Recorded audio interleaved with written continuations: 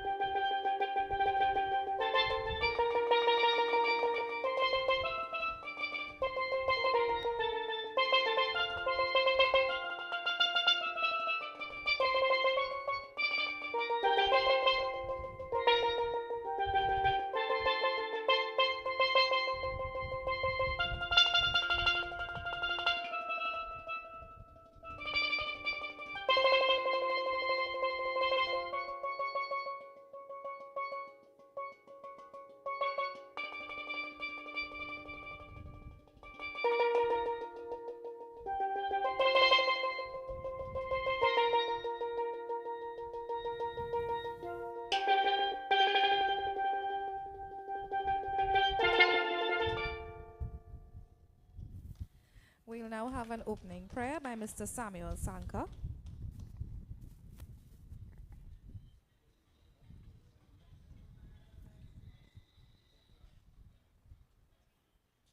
Please be upstanding for our opening prayer. Oh, Father and our God, we invite your presence here this evening. Thank you for the opportunity to be in Tobago, where our brothers and sisters. And so, God, we just invite your presence to be with us and take control of this evening proceedings. We ask this in your precious name. Amen.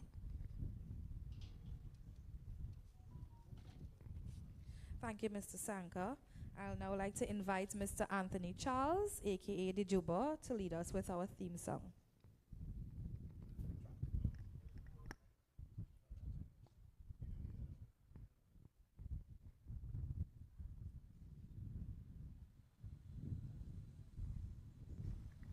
Yeah. Good evening, Tobago.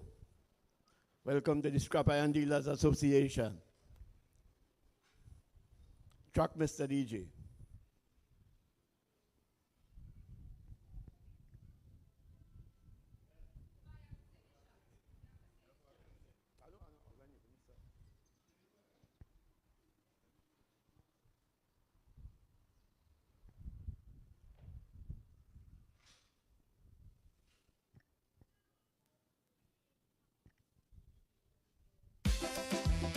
Yeah, man. I want Tobago to hear this song. Thank you for the opportunity. Yeah.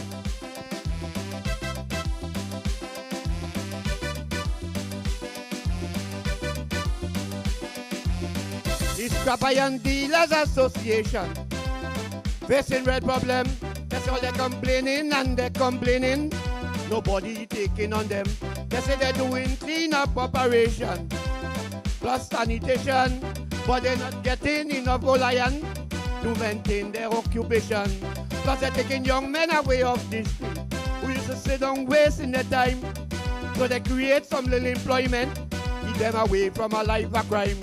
So when you see them trucks and them passing, even you're far from a home, I don't tell them truckers already.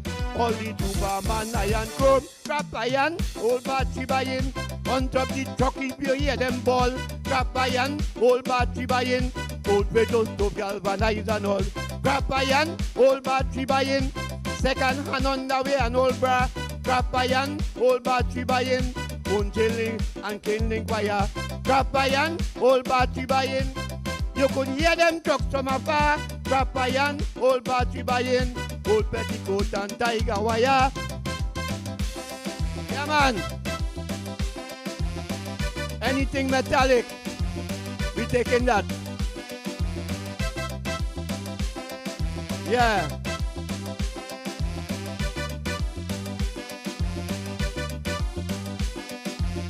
The Scrap Iron Dealers Association wants a meeting with the government, but every time they take a step forward, they're causing big argument. So calling on all them trade union leaders, all your please take a stand. Let the public merge with the president to get more information. Calling all them scrap iron fellas and give them a license and keep one for the president, Mr. Alan Ferguson. Put them fellas in uniform so you could make them out from far. So you could tell if they're buying scrap iron or they're peeping copper wire. Scrap iron, old battery buying. On top the truck if you hear them ball. Scrap iron, old battery buying. Old radio stove galvanized and all. Scrap iron, old battery buying. Second hand underwear and old bra. Scrap iron, old battery buying. Old petticoat and chilling wire. Scrap iron, old battery buying. You could hear them trucks from afar. Scrap iron, old battery buying. Old petticoat and marijuana. Put it by the road, or we go take it up. Old boss, old car.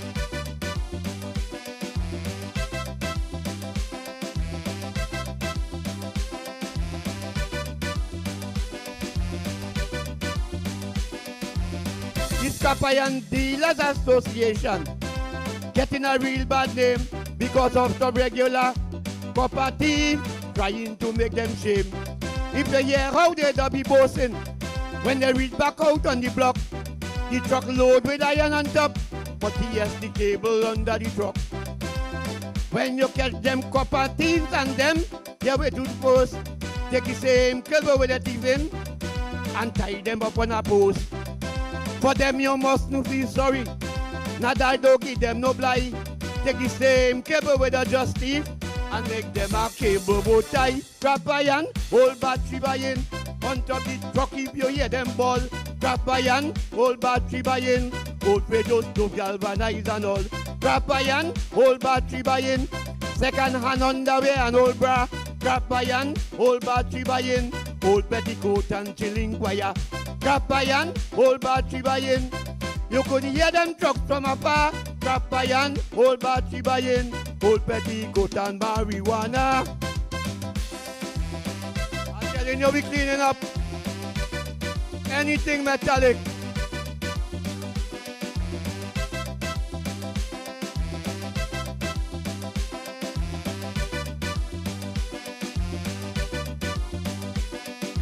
The Scrap Iron Dealers Association want to get now more regularized, not because they'll just only pick up old radio stove and old galvanized.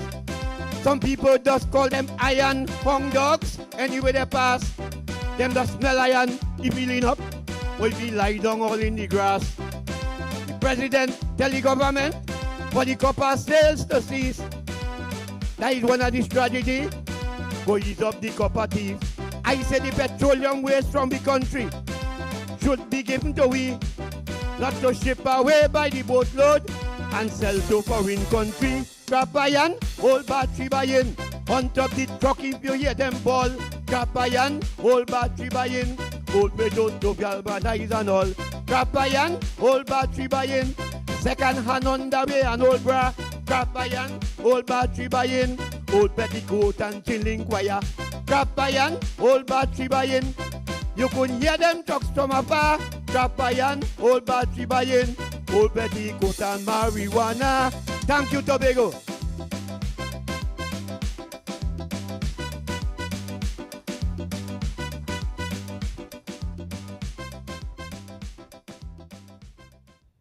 And that was Anthony Charles, aka Dijuba.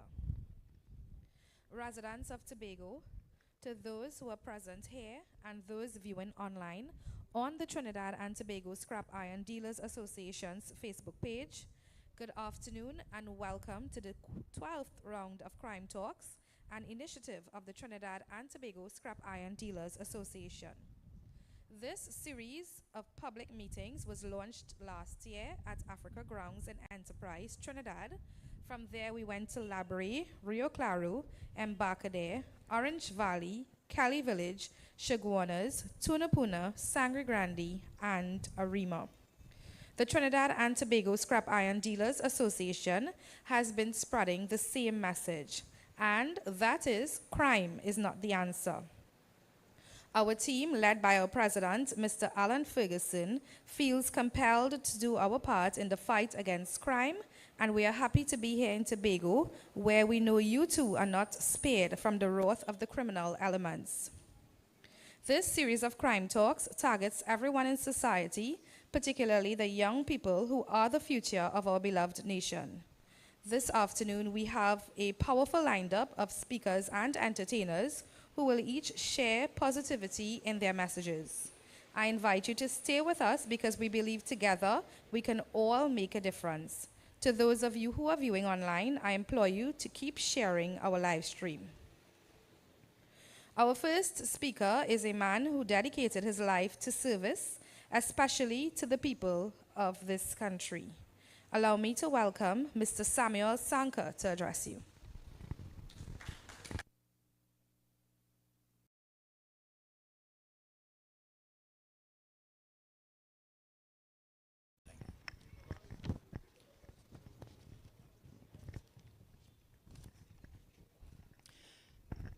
Thank you very much, Madam MC, and for the opportunity to be in Tobago.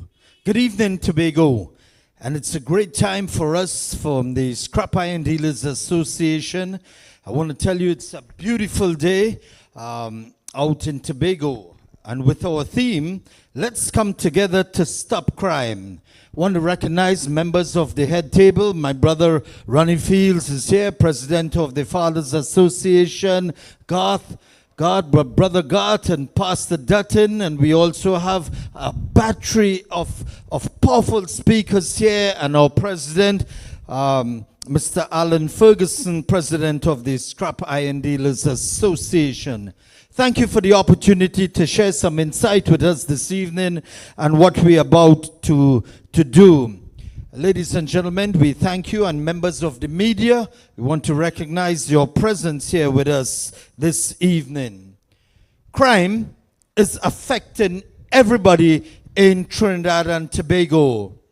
Whatever your status or your religious persuasion or your business or whatever community you are in, crime is affecting all of us. And that is a fact. Crime is striking right at the heart of and instilling fear in the hearts of people, the citizens of Trinidad and Tobago. Brothers and sisters, every day that has taken up the attention of the media, and every social media platform you look on is either somebody falling off a cliff or a hill and dying or being robbed and killed. That is the situation that we face in Trinidad and Tobago. But I have good news for you. All is not lost. And when you listen to the members on the head table, they are committed in this fight against crime. I want to look at some statistics today and just share, which is in the public domain right now. The Netherlands, and that is a country, they are closing prisons. They are closing the prisons in their country due to shortage of criminals. That has gone viral. while we have an overflowing prisoners and criminals in our country, there are countries outside who are closing their prison door because there's a shortage of criminals. And they have instituted systems of tracking devices and work with drug addiction. And Pastor Dotin would share more insight about those things for us this evening. But our situation this evening is just not about that. It's about the criminal elements who have no respect for the citizenry, none for the police, and they continue to plague our society. The real issue is a mismanagement in the criminal system, in our judiciary, and they cannot do or don't know how to roll out the plan or how to execute. And when I say execution, is the management of the whole system. You see, brothers and sisters, it starts with an idea plus action, and that will give you success. Taking it from just concept to paperwork and rolling out to actual plan. And that is what we call execution. And it gives us the success that we need to grab hold of the criminals and the criminality that is taking place in our country. Drug addiction that the Netherlands are doing and what they are emphasizing on, it's a health issue rather than criminal law. And they're putting it in that place there so that they could curb this situation, treat with it, and have a good citizen. And when you come out of this system, you could be rehabilitated back into society as a good citizen and live a very successful life. So we continue in that rehabilitation of our citizenry. We don't throw them away.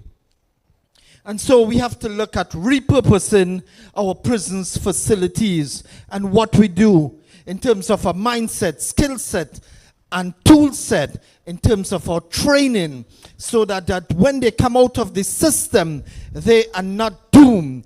But there's hope, brothers and sisters, because we have a plan in terms of how we're going to bring Trinidad and Tobago back on track. When you look at Sweden, they have a fallen crime rate of a decline by 6%.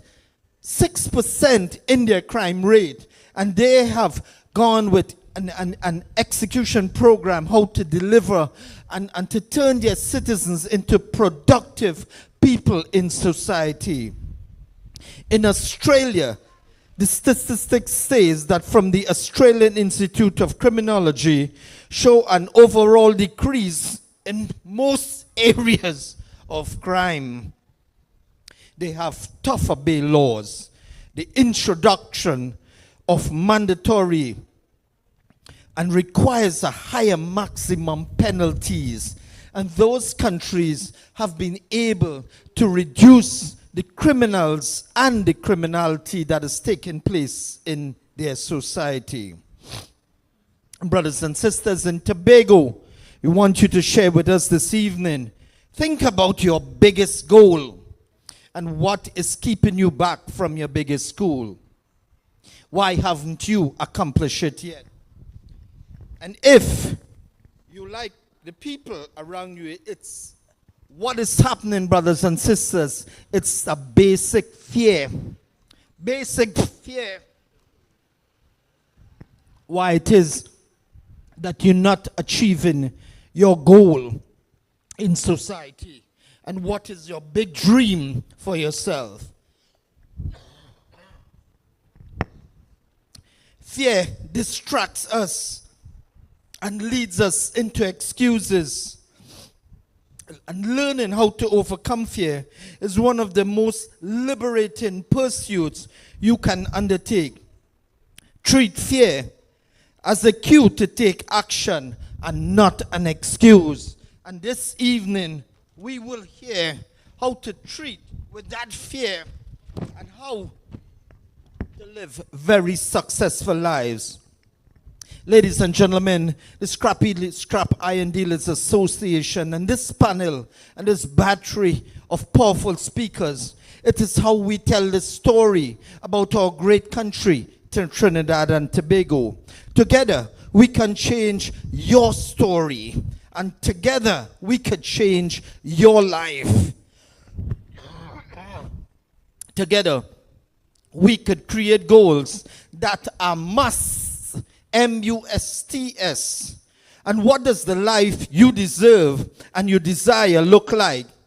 And that is to do with a compelling goal. We must have goals in life. And to achieve those goals, you would hear from us this evening about how the success stories from young entrepreneurs who have a success story to becoming a successful businessman in the Car Dealers Association, who have a dream for himself and started the Fathers Association of Trinidad and Tobago.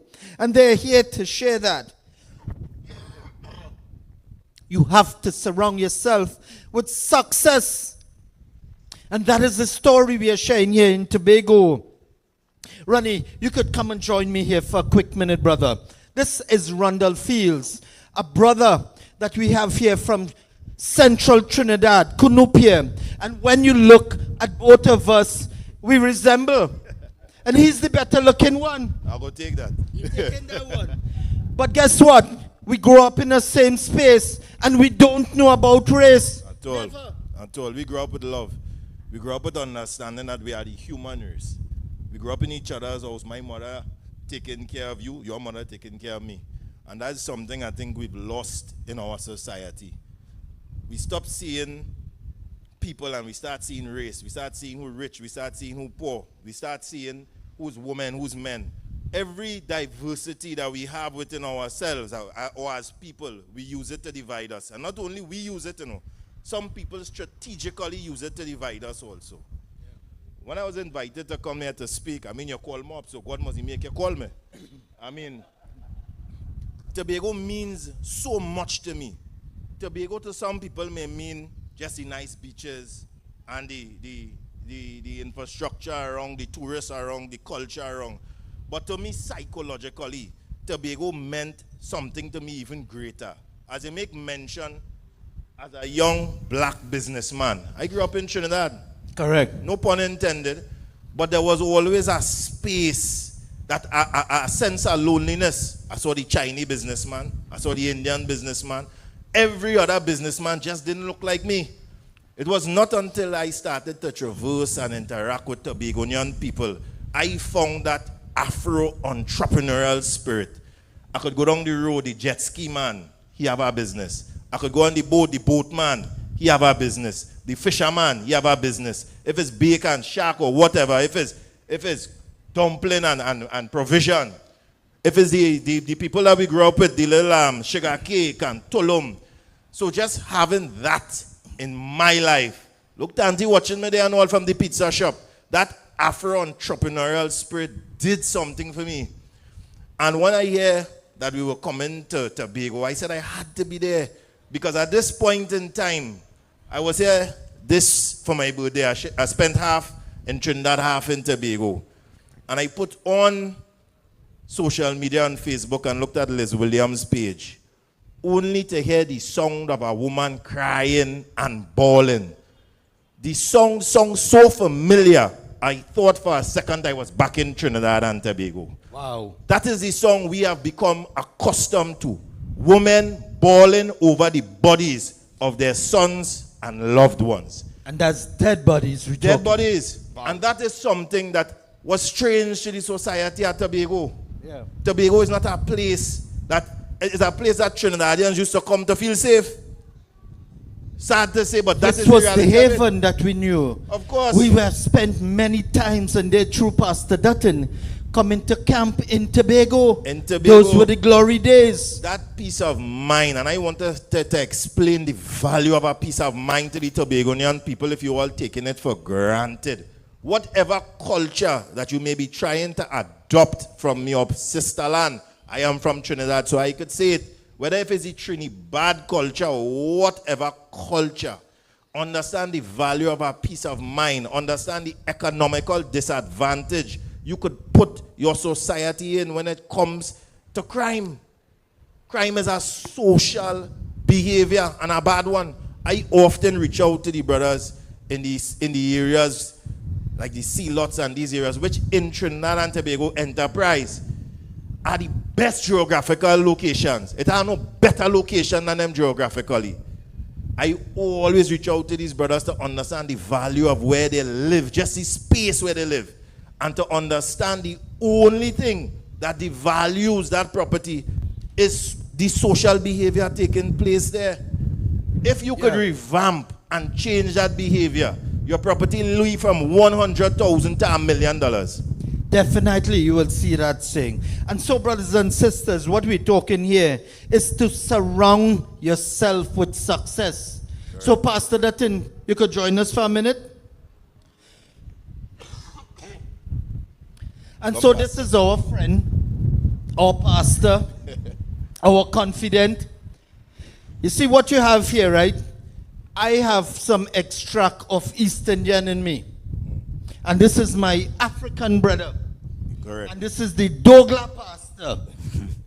So what we have here, with no here, but he's our friend and confidant. And we could go with him anyway and stand up. So it is like Shadrach, Meshach, and Abednego. But I have a brother here, I could say a bad Negro. You understand? But Pastor Dotin, you have been a tower of strength for all of us. And growing up under you as our mentor and friend and pastor and leader and confident that we could come in Tobago and speak and encourage each other here today, Pastor. We thank you for this opportunity to be part of it here. Well, I would say that a major thrust has got to be multiplying us through the society. Because while we are talking about rebuilding the family, and I appreciate the Prime Minister for saying that, at the same time, while the fathers who are absent, and of some of the mothers who are absent, we have got to get people to fill that role. Definitely. There are a lot of young people growing up in loveless and godless homes. That is a very serious thing. I got a family to adopt a child, and the child started to spread pornography among the blood children of the parents who adopted that child. So that is we have to get role models who will play the role of parents while we reform parents and train the young people who are not yet parents to be effective parents after they get married. And I said after they get married, because we don't encourage common law and visiting tourist fathers or mothers. We don't want to encourage that. Yeah. All right, so that is what I want to say this time. Thank you for the opportunity again, gentlemen. Appreciate you all and love you all. So, brothers and sisters, this is what we are sharing here this evening. One is to adopt a growth mindset. A what? A growth mindset. The most powerful tip to overcome fear and anxiety is to adopt a growth mindset. And no matter how many mistakes you make, or how slow your progress might seem to you or others, you are still ahead of everyone who isn't trying to do good or do better. So, brothers and sisters, this evening, we want to thank all of you for coming out and thank the media and the thousands of us who are looking on the online platforms for this opportunity. And together, we can change your story. I turn you back over to our MC for this evening proceedings.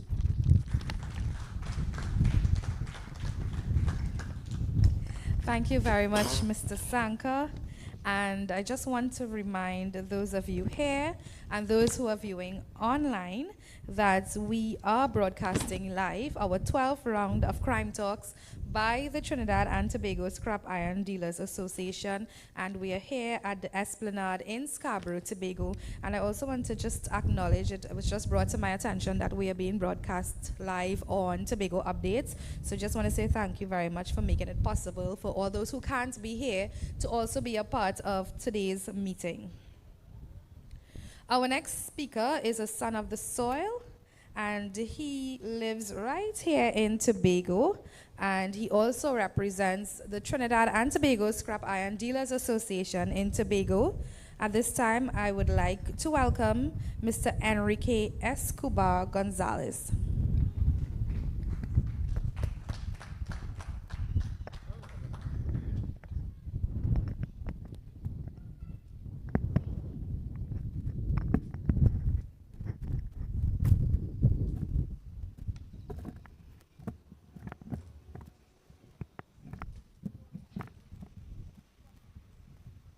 Yes, hello, thank you very much. On the behalf of the platform, Mr. Alan Ferguson, the President of the Scrap Iron Association, and members, pastor, and fellow people. The talk today is about crime. All right, and I've been over here for a couple of years, and I'm seeing that crime have been escalating rapid. One of the reasons why, as some of the people saying, is because of no jobs and whatnot like that. But if some of the youths employ themselves, because Tobago have plenty land, and land is money. If they go, instead coming on the block and sit down and smoking weed and this 6 and 7 and all this set of rubbish, if they take that time to go to the garden where the grandmother live or the uncle or whatsoever, and start to put it together and put crops on the ground, everybody gonna live. One wouldn't want to go and study crime or take study money to go buy a gun. And Mr. Ferguson is like a brother to me. And maybe sometime in my life I be kind of hasty, but he's a man who would tell me, Escobar, no, that's not the way to go about this. Sit down and understand, because this business that we're in, it's an international world organization that we supply raw materials to help build schools, cars, everything. And I always want to thank him for that. What I want to emphasize today is that the youths of Tobago needs to stop all the bickering and battering about who have and who ain't have. Because all of us could have. Every one of us in Tobago and Trinidad could and have, as long as they put your mind to make it happen, it will. I came from a home, never had no but mother and father. I grew up from the streets. I lived a life. I traveled plenty, all over the world. Because of my intellect, I started to do music. I love music. Music is one of my biggest things. In the music industry, they know me as Bling, Bad Indian, J Bling. And over the period of time, I started to influence other youths who have the knowledge and the skill to do it. And the reason why, basically, I'm doing this scrap iron thing is maybe to help upgrade my studio or help some of the youths on the road to take away or tell them to take their mind from crime and do something with their life. And next thing again, that cause crime is the fathers of the kids them. They don't show no appreciation to the mothers or spend time with them or try to educate them in a way that they should grow up. Instead, they go on the block, which is wrong. And within myself, from my experience, as I said before, I never had that mother and father thing. I learned plenty from elderly people who teach me plenty. And every day I still learning. And I want to advise the youth of Trinidad and Tobago, put down the gun, stop the hate, live in love, and we can make Trinidad and Tobago a better place, and the crime could stop.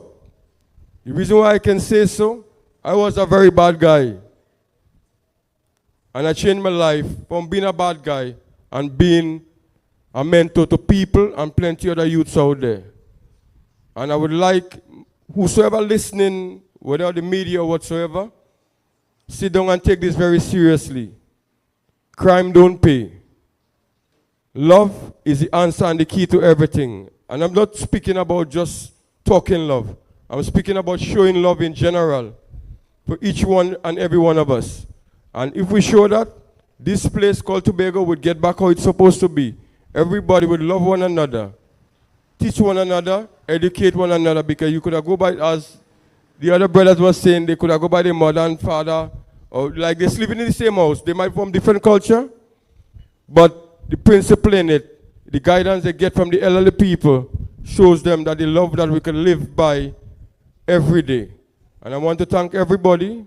I don't talk plenty. I just want to speak brief on this. The reason being, I affiliate with plenty youths in Tobago and in Trinidad as well, from Lavantil, Beetham, Vegas, the whole of Trinidad and Tobago. I'm someone being every part of Trinidad and Tobago. So I get my respect from people. So the people that was listening, I would like them to take a mentor from me and stop the crime and make Trinidad a better place for each one of us, for our children, our grandchildren, our great-grand, and our great-great-grand, and for all our ancestors that was there before. Thank you very much. Thank you very much, Mr. Gonzalez. Well, we cannot come to Tobago and not bring some musical entertainment. We at the Trinidad and Tobago Scrap Iron Dealers Association are pleased to have a group of very talented artists who have graciously agreed to support us in this venture.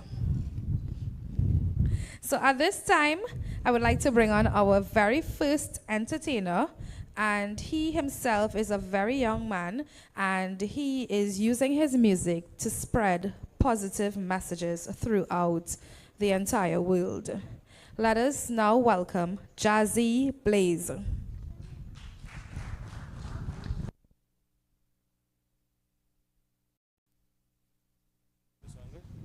You sure?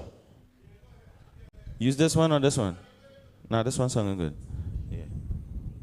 Yeah, no problem. Good afternoon, gentlemen.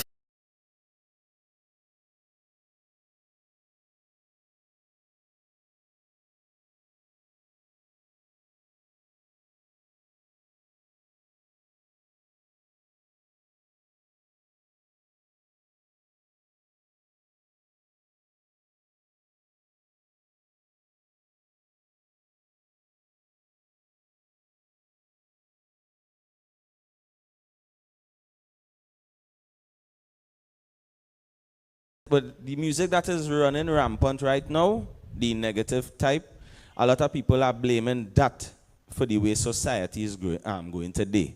And I would like to stamp my foot here today and let you all know people are totally wrong.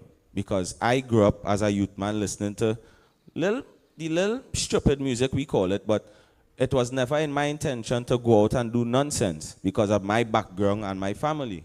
I always had a good mommy on my side to make sure that I don't make them kind of choices. So if we have good parenting at home, I believe your children will grow a certain way. Whether if they see it in school or their friends show them it in school, they will know it's not a follow because mommy and daddy show them something different. Am I right or am I wrong?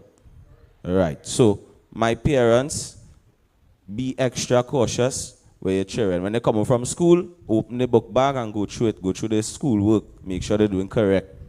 Right? So I have one message. If you want to kill something, kill them with love and kindness. I have one message and one message to spread alone. So the children, when they go back in school tomorrow, tell them Uncle Jazzy Blaze say, kill them with love. Or can you help me sing that? Say it. Kill them with love. Right. You just listen. Very good. So, selector, let's get my thing there. I want to say thanks to my brothers for bringing me across. Thanks to the Scrap Iron Dealers Association for having me. Thanks for bringing me across. Bless I love to the fullest, right? Kaiser, what you say? Jeez. Watch, this is not a style from above. You're looking for a dove. Bless the blessed heart of love. I may kill you with love. Love. Kill them with love. Matter how them talk and a grudge, stay the same, never budge. When them see me, still a blessed heart of love. I may kill them with love, yeah. All if I give my voice, I'm fighting up with the school. Watch me then, me is a rasta, so me heal Jah. This is why me love me brother call Isa Shah. And if you ask me, me don't have a choice. Rest in peace, my brother call million voice. Think you're bad, carrying on like you're raving. But let me tell you about life, who sing that? King David, me show your love. Every question get answer. Rest in peace, my brother, where you call Zion. Stand up, to stand from a... Pull up. I really can't do myself that today. I just want to leave all with a quick message. Love does conquer everything. Anything not going bad, anything not going left, love does conquer everything. Right, I want to apologize for my voice. I'm a little bit under the weather, but I'm sure my brother's going to make sure and represent fully. I want to give thanks again for having me. I want to give the head table a round of applause, somewhere, please. They're working hard. They're making sure we go to every community and get the message across. Tobago and environs, Jazzy Blaze was here. I love all you. Give thanks. Kill them with love. That's the message. Thank you very much, Jazzy Blaze.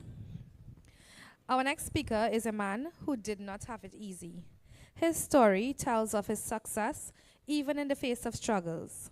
Allow me now to introduce Mr. Griffith.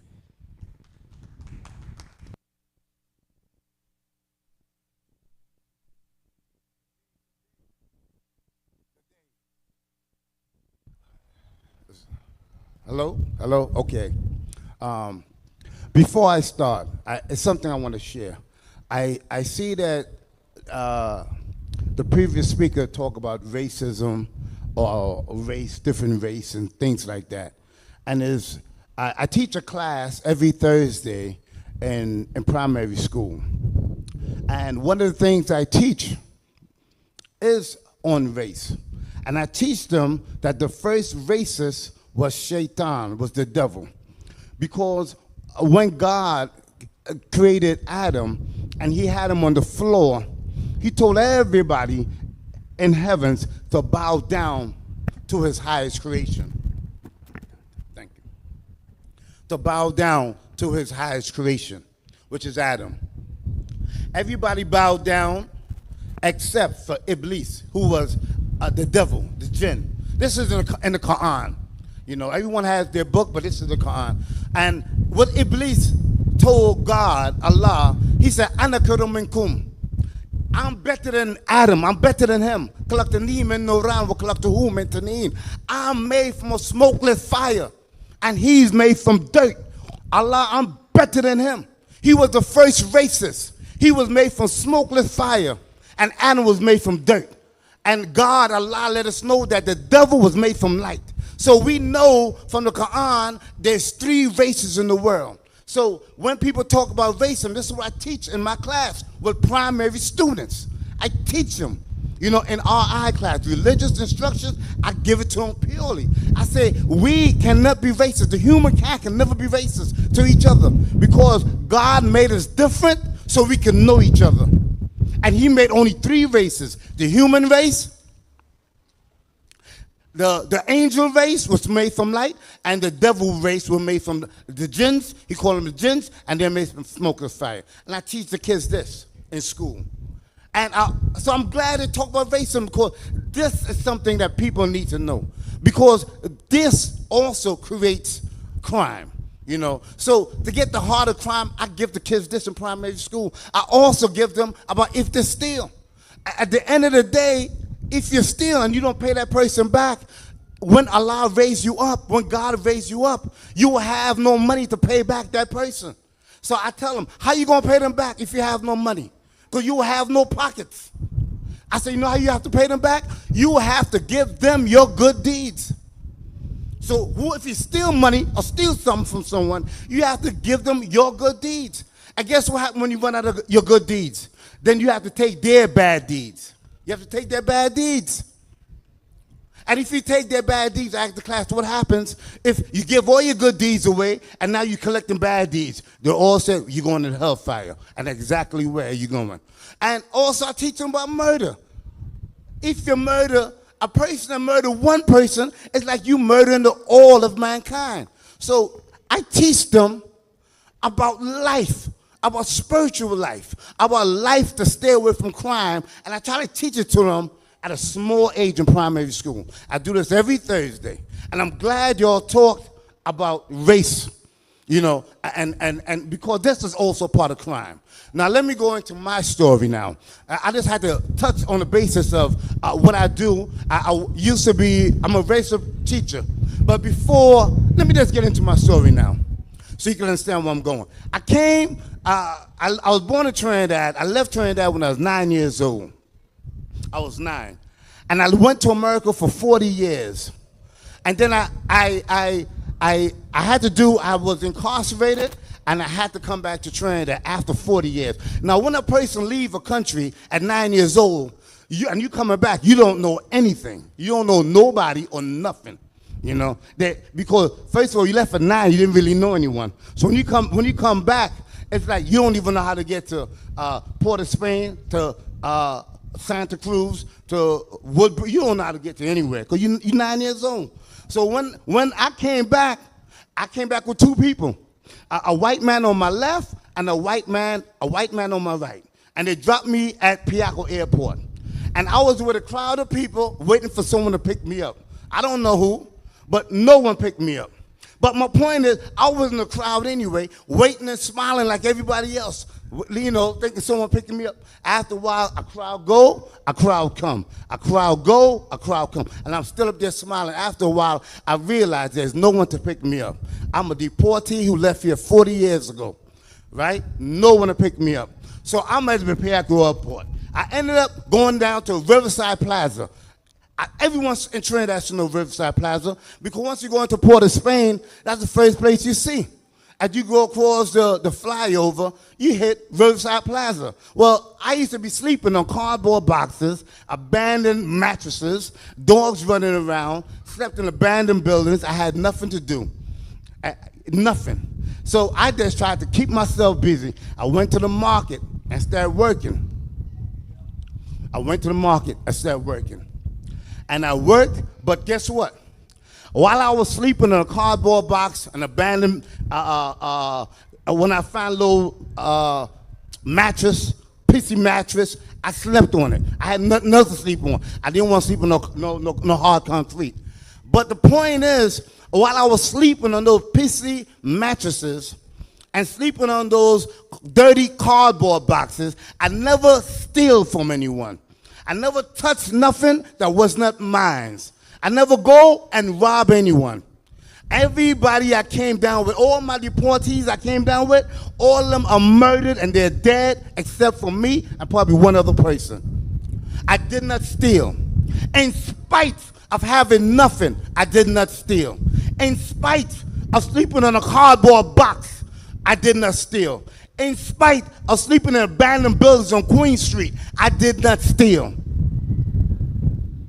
So it's no excuse for the Prime Minister, his cabinet, the UNC, or whoever they are to steal. If I don't have to steal, they don't have to steal. And I want that to make it clear. Now, and because this one of the things I teach my class.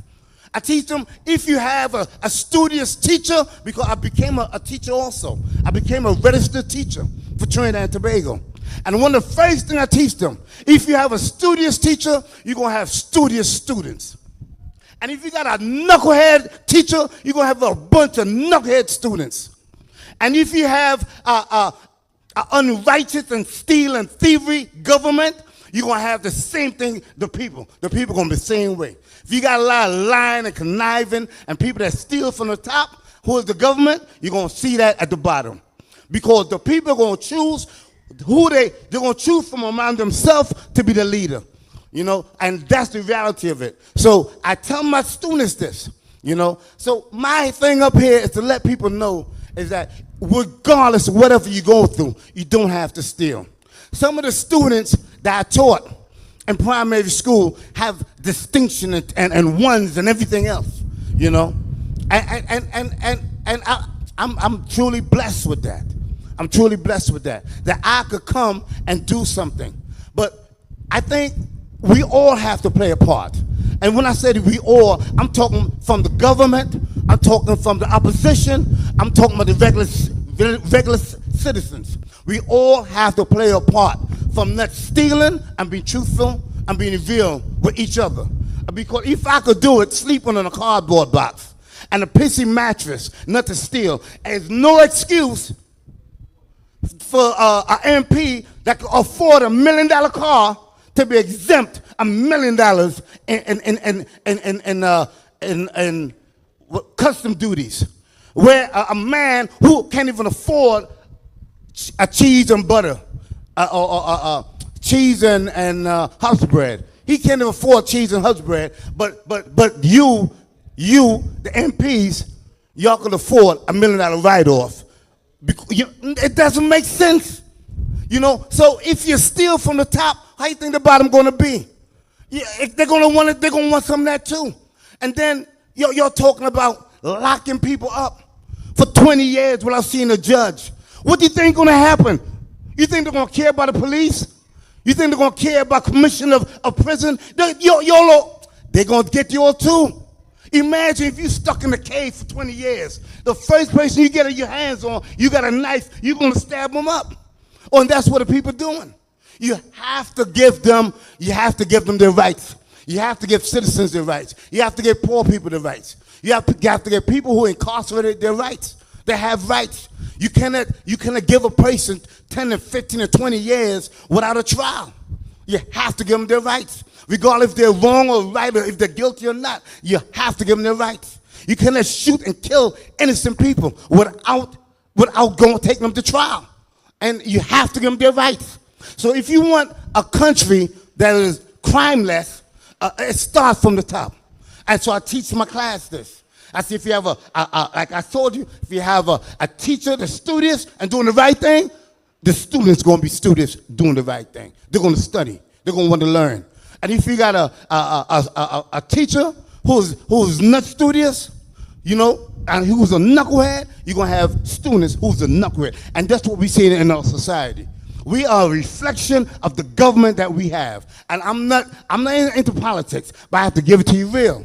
We are a reflection of the government we have. And I'm talking about the UNC, I'm talking about PNM, and whoever wants to be in office. We are a reflection of them, you know. So anyway, to end my story, basically, and I could be up here all day, because I do have some issues with how things are. I was in Trinidad, I was in Tobago, and I said to myself, I've never been to Nylon Pool, so I took my kids there.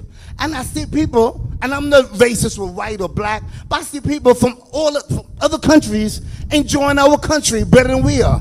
We busy killing ourselves, and they coming down and enjoying our country. I said, look how dotish we are when it comes to the way how we're supposed to be thinking. We're supposed to be enjoying our country. We're supposed to be good to the brother man. But instead, we want to kill each other and have other people come down and enjoy what we have here.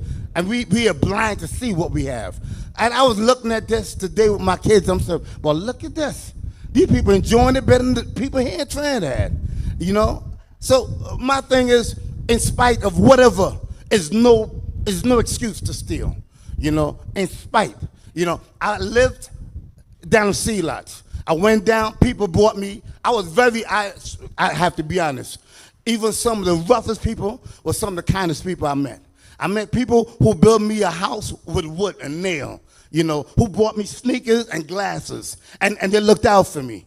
That was when I was living in Riverside Plaza, you know, and they brought me in there. They helped me out in the Sea Lots. Well, they ain't brought me. I ended up there from the market working, getting to know people. I came to Chaguanas. I had people who helped me to sell my ice cream in front of stores, you know what I'm saying, other stores. And I was helped. So every community I went to, I was helped. Somewhere along the line, people helped me. And if Trinidadians, all these people, if they can help me, y'all can help each other and stop the crime.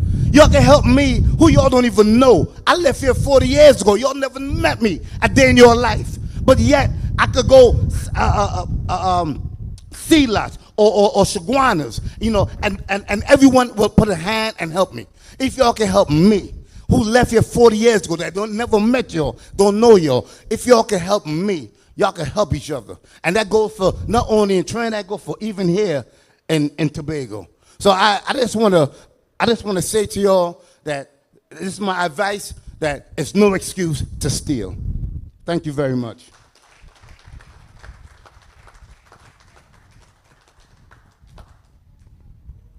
Thank you very much, Mr. Griffith. Moving on to our next speaker. And he is a man who stands for the rights of all, especially men in society. He's no stranger to Tobago. Tobago is his second home.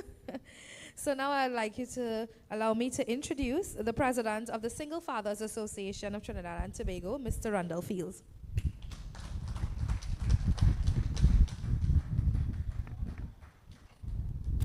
Good afternoon, Tobago. Thanks for having me again. Well, I mean, we started to talk a little bit before when Sam was here. So you kind of have the understanding of the intimacy I have with Tobago. And as I said, it is not just a physical intimacy, it is more a spiritual intimacy, an emotional one, a mental one. And that was through my entrepreneurial journey, as I said, the absence of seeing Africans like myself endeavor into business, see us come together, group economy style, to form businesses like I saw the other races. It was not a normal thing to see until I started to come to Tobago and start seeing Tobagonians being business owners, Tobagonians being employers, Tobagonians owning big buildings. So you don't understand how empowering that is for a young black African boy to see that we could own too. And in my spirit, all I could think about is accountability. When will we all individually start to have some level of accountability? Because many times we have these crime discussions, fingers are pointing in all directions. The fathers and them in minding the children. The mothers in land, the fathers see the child. The musicians singing music about killing. The audience enjoying the music too. When are we all going to hold ourselves individually accountable? I could start. I could say that I know there are some fathers who shirk their responsibility. But I could say I know there are other fathers who take it up. I know there are mothers also who don't allow the fathers to see the child. But I know there are mothers also who make every effort for the father to be involved in the child life. I know there are also musicians who sing about killing and gunman and this type of lifestyle that I still think is not right. But I know there are also positive musicians too. I know my brother King David from a long time. I know Sasha from a long time. I know Positive from a long time. I've seen Jazzy from a long time as well. Even though you might not know, I've seen him as well. But when are we all going to admit that we are all possibly going to take a position that we need to hold ourselves or the things we advocate for to some level of accountability? Because it seems to me that when we amalgamate all of them, the bad parenting is part of the problem. Not so? The mother and the father fighting down each other. That is all the children seeing. Daddy had to pay maintenance. If he miss the maintenance, even if he bring the food or whatever, he had to end up in jail. Daddy paying the maintenance all the time, but he don't want nothing to do with the children. The next side of it. When are we all going to realize that sometimes we have to critique within ourselves and the things we advocate for as well to see how we can get it better? Because it does irk me sometimes when everybody's saying fathers, fathers, fathers, knowing that I just see a father sometimes on the last begging to see a child and they don't want them to see the child. But then I must also inside me realize as well that there must be some fathers that need to do better also, because fatherhood is important and instrumental. And we need that from the politician also. But let me talk, I've spoken in past gatherings about the value of fatherhood, the value of motherhood, the value of parenting. I've spoken in past sessions about the young black boy understanding the value of his life, the contribution he pays to society, the things that he could bring to the society, the innovative nature of blackness, and him understanding the value of his seed. Because many of us haven't been taught that as young black people. So sometimes it's easy, once we don't have the right mentorship, to get misled into criminal behavior, not knowing that when we die with our seed inside of us. I always bring reference to Martin Luther King's father, to Nelson Madiba, Mandela's father. Had they been careless with their seed, these black people who brought liberation to many black people could have died within them. It's time for us all, and I say I start with me, because I often used to take offense when we used to cry on fatherhood. But I could start from a position now to say I need fatherhood needs to improve. I believe fatherhood needs to improve, I believe motherhood needs to improve. I believe parenting needs to improve. I believe the music needs to improve. I believe that. I don't understand. It hurts me to see black brothers singing about killing our next black brother. What joy that could bring to you? What can it satisfy in you? And I can't blame the brothers alone who singing it too, if I'm honest. Because I know a number of them. Some of them from by me, like Boy. And they will tell you they sung Janias before that were good, that had no violence, that had no killing, but we, the society, didn't enjoy it, didn't support them, didn't go to see them sing these songs, didn't give the song 1 million views, didn't go to the concerts when they sang positive things. So it leaves me to ask society, why do we have an appetite for song that involves killing each other? Because I guarantee you, if we in society had a better appetite, they would sing what they were singing before. I can tell you from personal testimony from the ones that I know. They will sing a positive song and they will get 10,000 views. But a negative one, for some reason, will get 10 million. So we cannot only say that they're singing negative music. We must ask ourselves what inside of us loves to hear it. Is it some trauma from generations handed down? Is it some issue? And we need to look at it culturally, because it can be historically that it has been passed on. Because when you look on the next genre or the next ethnicity, which is the East Indian, they love to sing about rum. And rum has brought some disaster to them at some point in time. And their families, and separation, and broken home.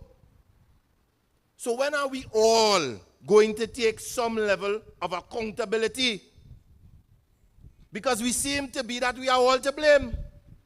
We understand we can blame the politicians for what they don't do also. And in defense, not to defend man too much, but I think I need to let people know, because we like to call on men to step up in this society. We call on men to be better fathers. But the non-custodial arrangement for a father who wants to be involved in his child life, when he's fighting to be involved, is 4 days a month. That is what the courts give you, the judicial system. So how are you telling them to step up? In our policy that our state puts out in all its authorities, paternity leave is 2 to 3 days. So during the prenatal and postnatal stage of the birth of the child, you're giving the father no opportunity to bond with the child. But then you come on a podium and say, Father, step up. There's one authority that right now men have 1.5 months. And it is because I am on the board. The Telecommunication Authority. And I said it is important that fathers be involved from the birth, the prenatal stage, the birth and the postnatal stage in their children's life, if you want them to step up. The suicide rate of men, well, you know what it is? From 2019 to 2021, we had over 320 something murders, 80% of those were men. If women were killing themselves in those record numbers, the United Nations would have fly in here with a program long time. But we want men to be better. Men be more responsible. I say I'm not blaming, I'm not saying that some men shouldn't be more responsible, but listen to the things that even we as a society and the leaders have been, listen how they've been abandoning men. 94% of the homeless in the capital are male. It's evident. Walk in front of Royal Bank. If you were walking in front of Royal Bank and you saw 15 women laying on that ground like we pass the 15 men every night, there would have been a social strategy to relieve their homelessness. Let us go further into policy. Do you know at this point in time there are programs that are created from our organizations and our ministries that leave boys out because they are closing a gender gap? A gender gap with no statistic to prove it even existed from the last 40 years ago.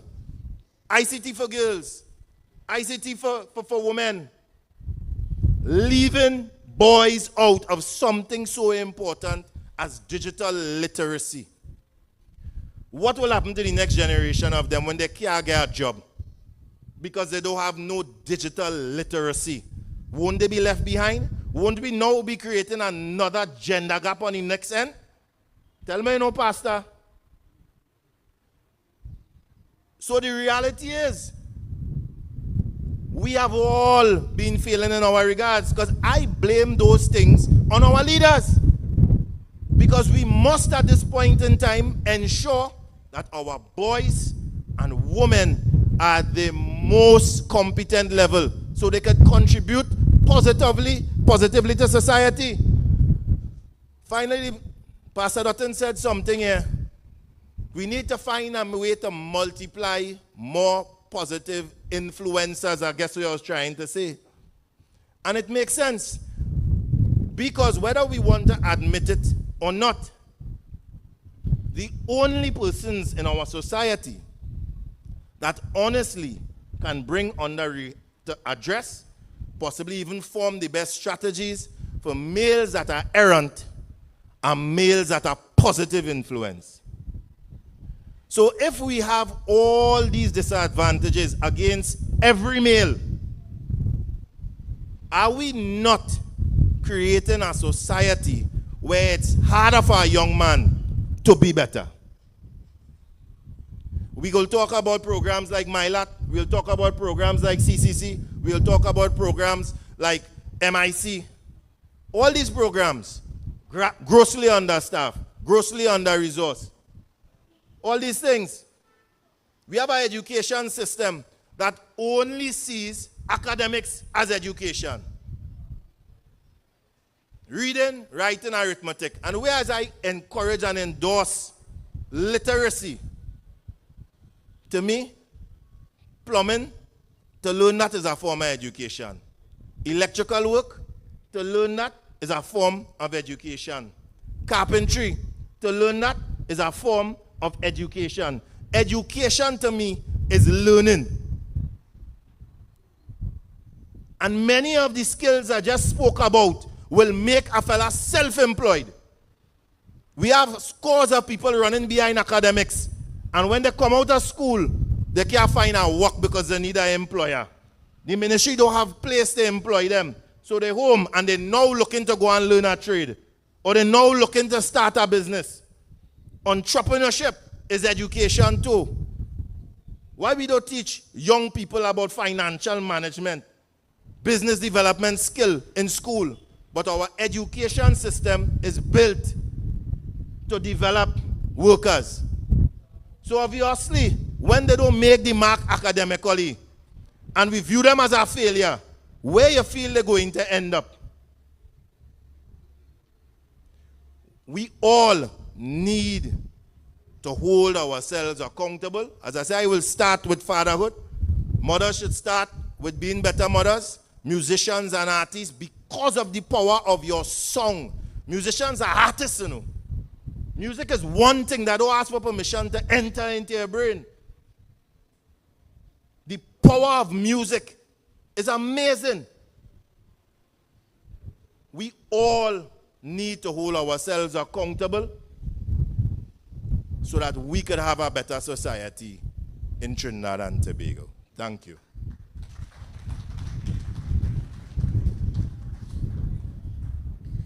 Thank you very much for that positive and powerful message, Mr. Fields. It's time now for a little more entertainment.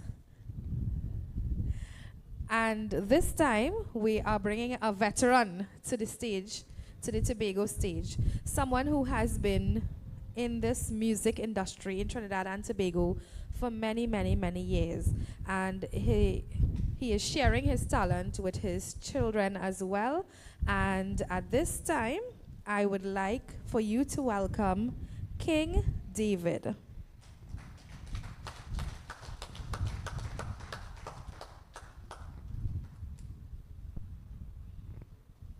Yes, good evening.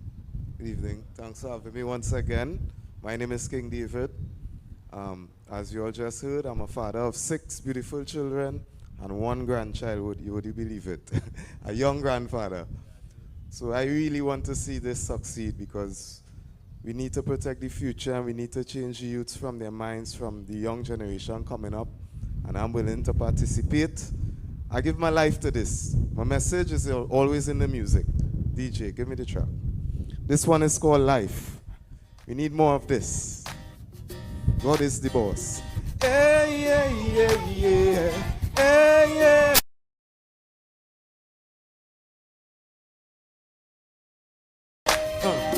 Yeah, yeah, yeah, yeah. Let me tell you a story.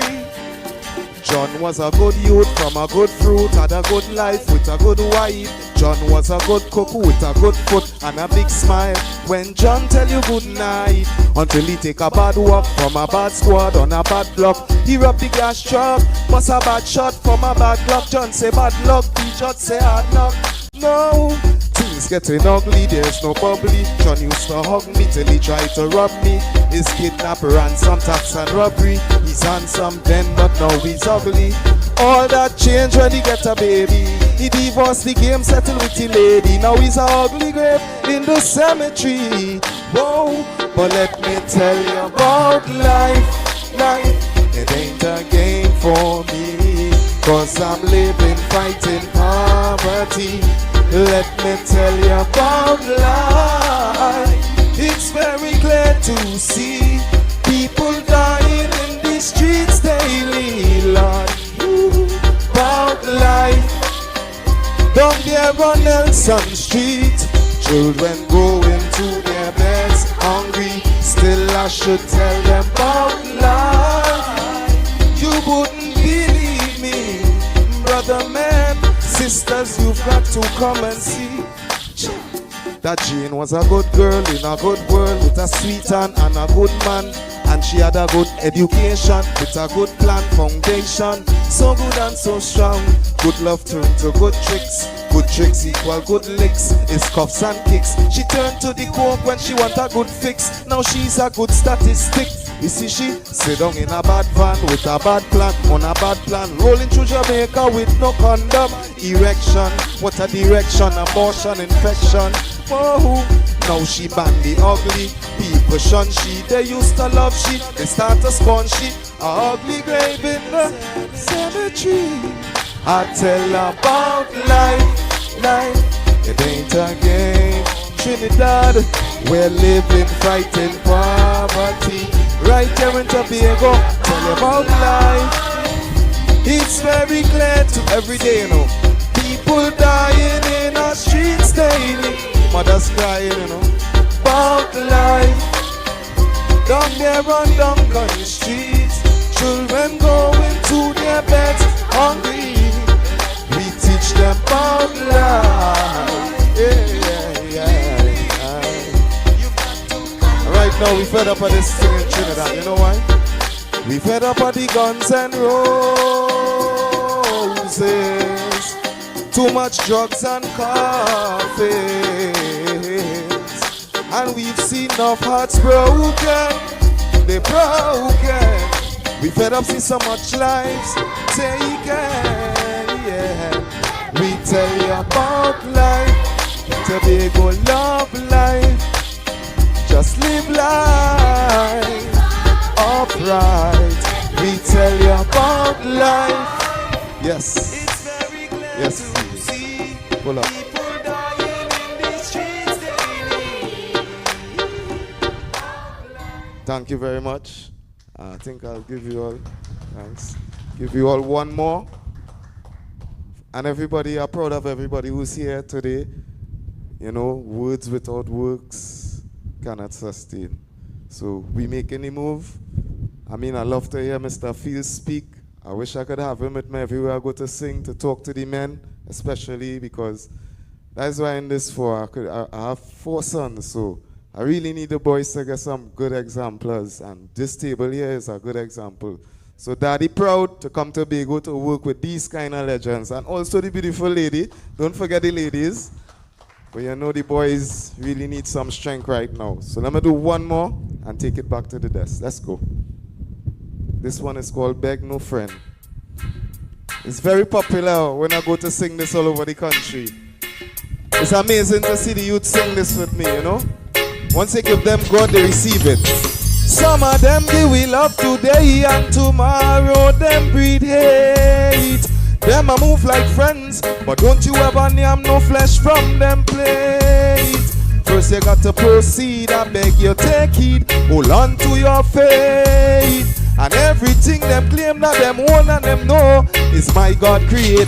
Me nah beg no friend from none of them. Me still a light God fire on them, on all of them. Hey, me nah beg no friend from none of, no friend from none of them. Fire on them, all of them heathen and them she them dirty bit. Look, brethren, me don't have friends. My brother is my brother to the end. It have wolf in the flock. Right on the block, jealousy and envy does confuse them. Them supposed to be glad for you when you bust. You sing a little one song and them a cuss. Still sometime in the shop I have to trust. Me never make fame divide us. Me nah beg no friend from none of them. Still we have to light out fire on them, on all of them. Shine our light. We nah beg no friend from none of them. Fire on them, all of them heathen and them she them dirty pagan. Yeah, my name is King David. Thank you very much.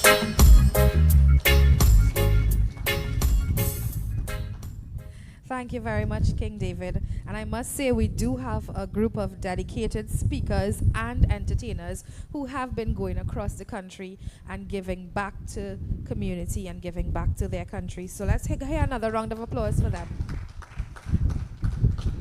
And just to note, we do have more entertainers coming up, so make sure, those who are tuning in, make sure that you're sitting in front of your television screens or your computers, your phones, whatever it is that you're viewing us on. Make sure that you sit there.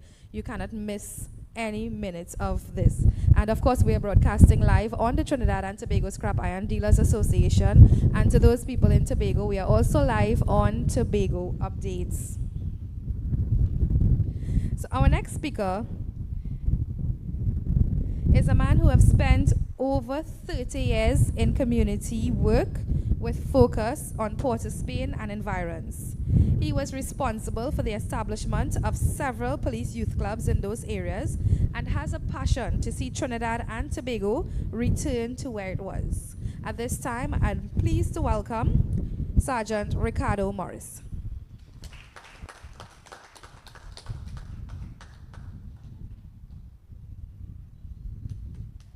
Pleasant good afternoon to each and everyone, to the head tables and the listening audience. I am Ricardo Morris, Sergeant of Police. Now, my issues today is to talk about life blueprint. Right? I think crime, there's a plethora of reasons why crime exists in society today, whether social, psychological, spiritual. but we cannot negate the fact that as individuals, we have a responsibility. And I think it's because of the lack of live blueprint. This is where your decision will affect your future. It tells the failure you will have, the success, the friends you will keep. So as young people, we have an inherent responsibility to make society a safe place. And this can only be done through this formulation of a life blueprint. As an architect, you have a blueprint which will guide you on how to build a building, right? Without that, nothing will stand. It's like building a house on quicksand. So having a life blueprint as a young man is important. Life blueprint must encompass, we talk about morality, we talk about spirituality, and we talk about integrity. You must have worth for yourself. Do not allow persons to bring you down, or persons to bring you down in such an extent that you are hating them. We need, or young people need, to create this life blueprint. So it will guide the way they do things. Too often, when you look at the television, ages between 14 to 25 or 30 is vulnerable. They have vulnerable time. Once you pass 30, you can say, well, you can reach 50. Because we just living life aimlessly. No guidance, no value for life. Right? And as I said in previous talks, that is because of that transmission in morality. The youth and them are not getting that transmission in morality.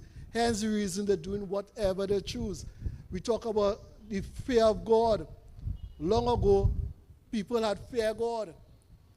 Now, God don't exist. They will tell you that the jail is not made to ripe fruits. The jail was made for people. This is the extent in which we reach. And we, as a society, ought to stop pointing fingers. Because the church have a role to play. And I will say they fail. The family have a role to play. They fail. The school have a role to play. The government have a role to play. And everybody have a role to play. And we on this pointing and blaming game. It's like you have a fist and 5 fingers just out. And yet we intend to target crime. But that's hence the reason we are not getting any success. We need to come together as a fist and we can be more impactful on crime. People, the time is now. Crime respect no geographical boundary. It doesn't matter where you are. Crime will find you. So a person who is not affected by crime, they see it as none of their business. But it may not be your business today. But wait and see. Time will tell. Time will affect you. And this is my contribution to you all today. That we need to be our brother's keeper. When Martin Luther King spoke about a dream, he spoke about a dream of equality, where man will live freely. But where is that dream today? I want us today to have a dream that one day Trinidad will come back to how it was. But this can only be done where we work collaboratively together. No one is better than each other. Thank you.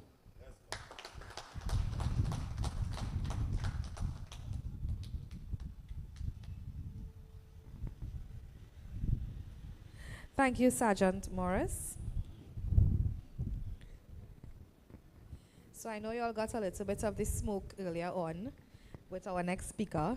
Now it's time for the fire. So this next speaker is someone who is committed to family service and service to the community. Let us welcome someone who is no stranger to Trinidad, Tobago, the Caribbean, and the world at large. Let us welcome Pastor Clive Dotin.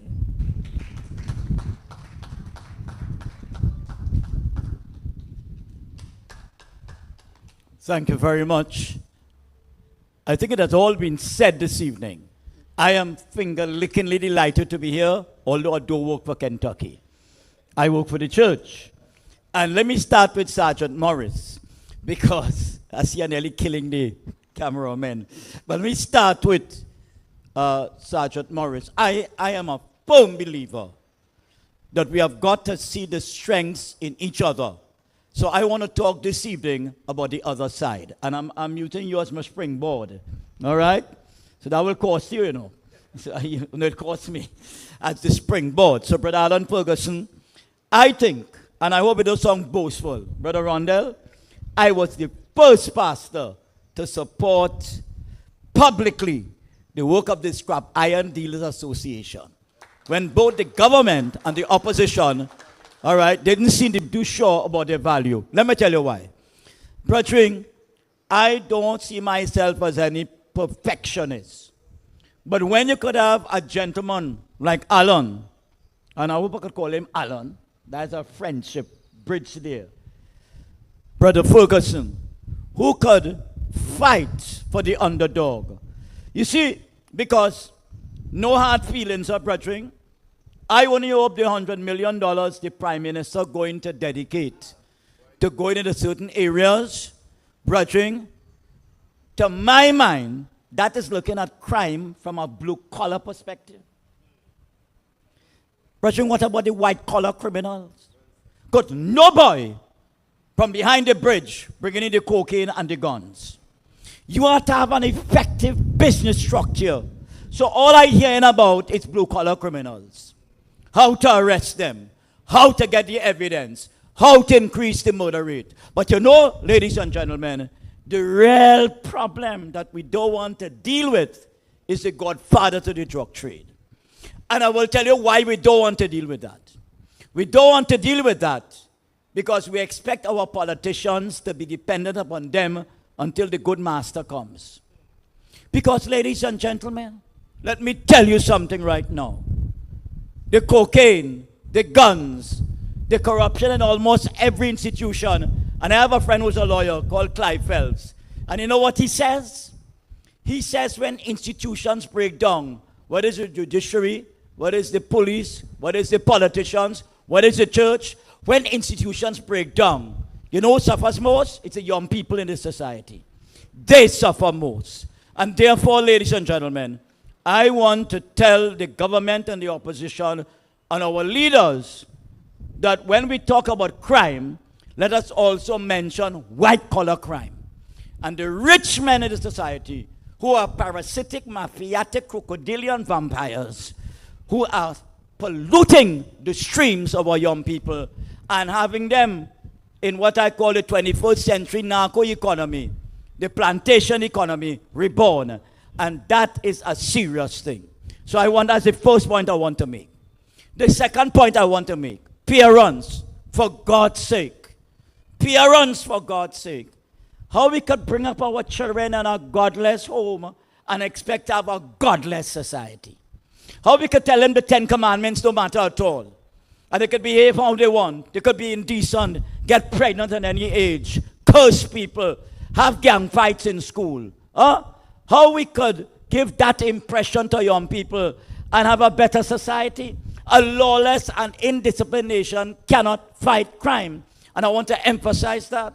Behind every corrupt public official, I tell people, is a businessman, an attorney, have mercy, and sometimes a politician. So that there are people in this country who feel, and I want to quote the French philosopher Ayn Rand. You know what Ayn Rand says?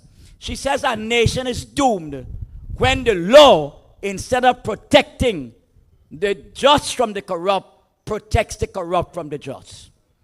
I want to repeat that. A nation is doomed when the law, instead of protecting the just from the corrupt, it protects the corrupt from the just.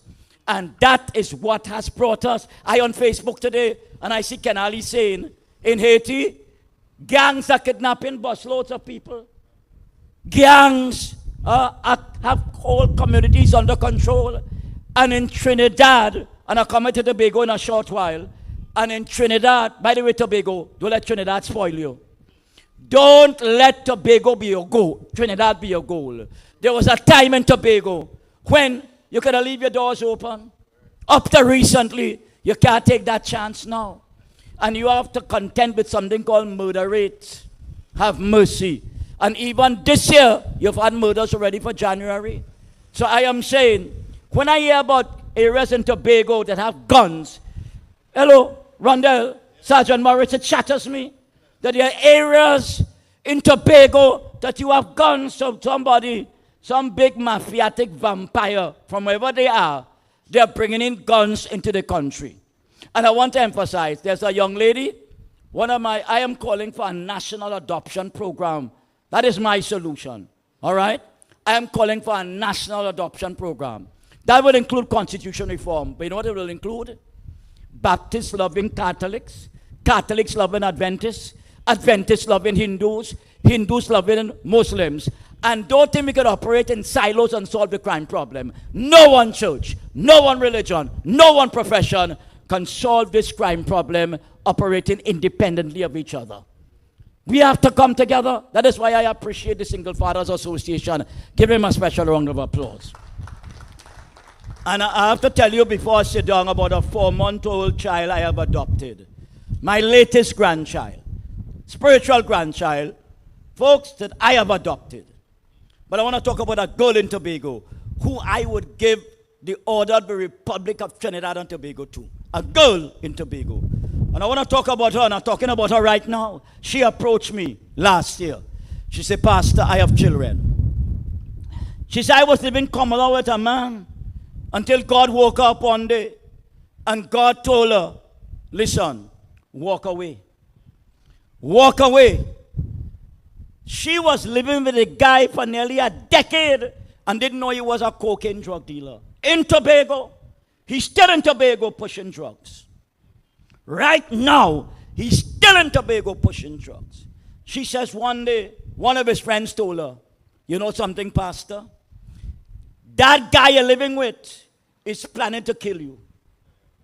That guy you're living with is planning to kill you.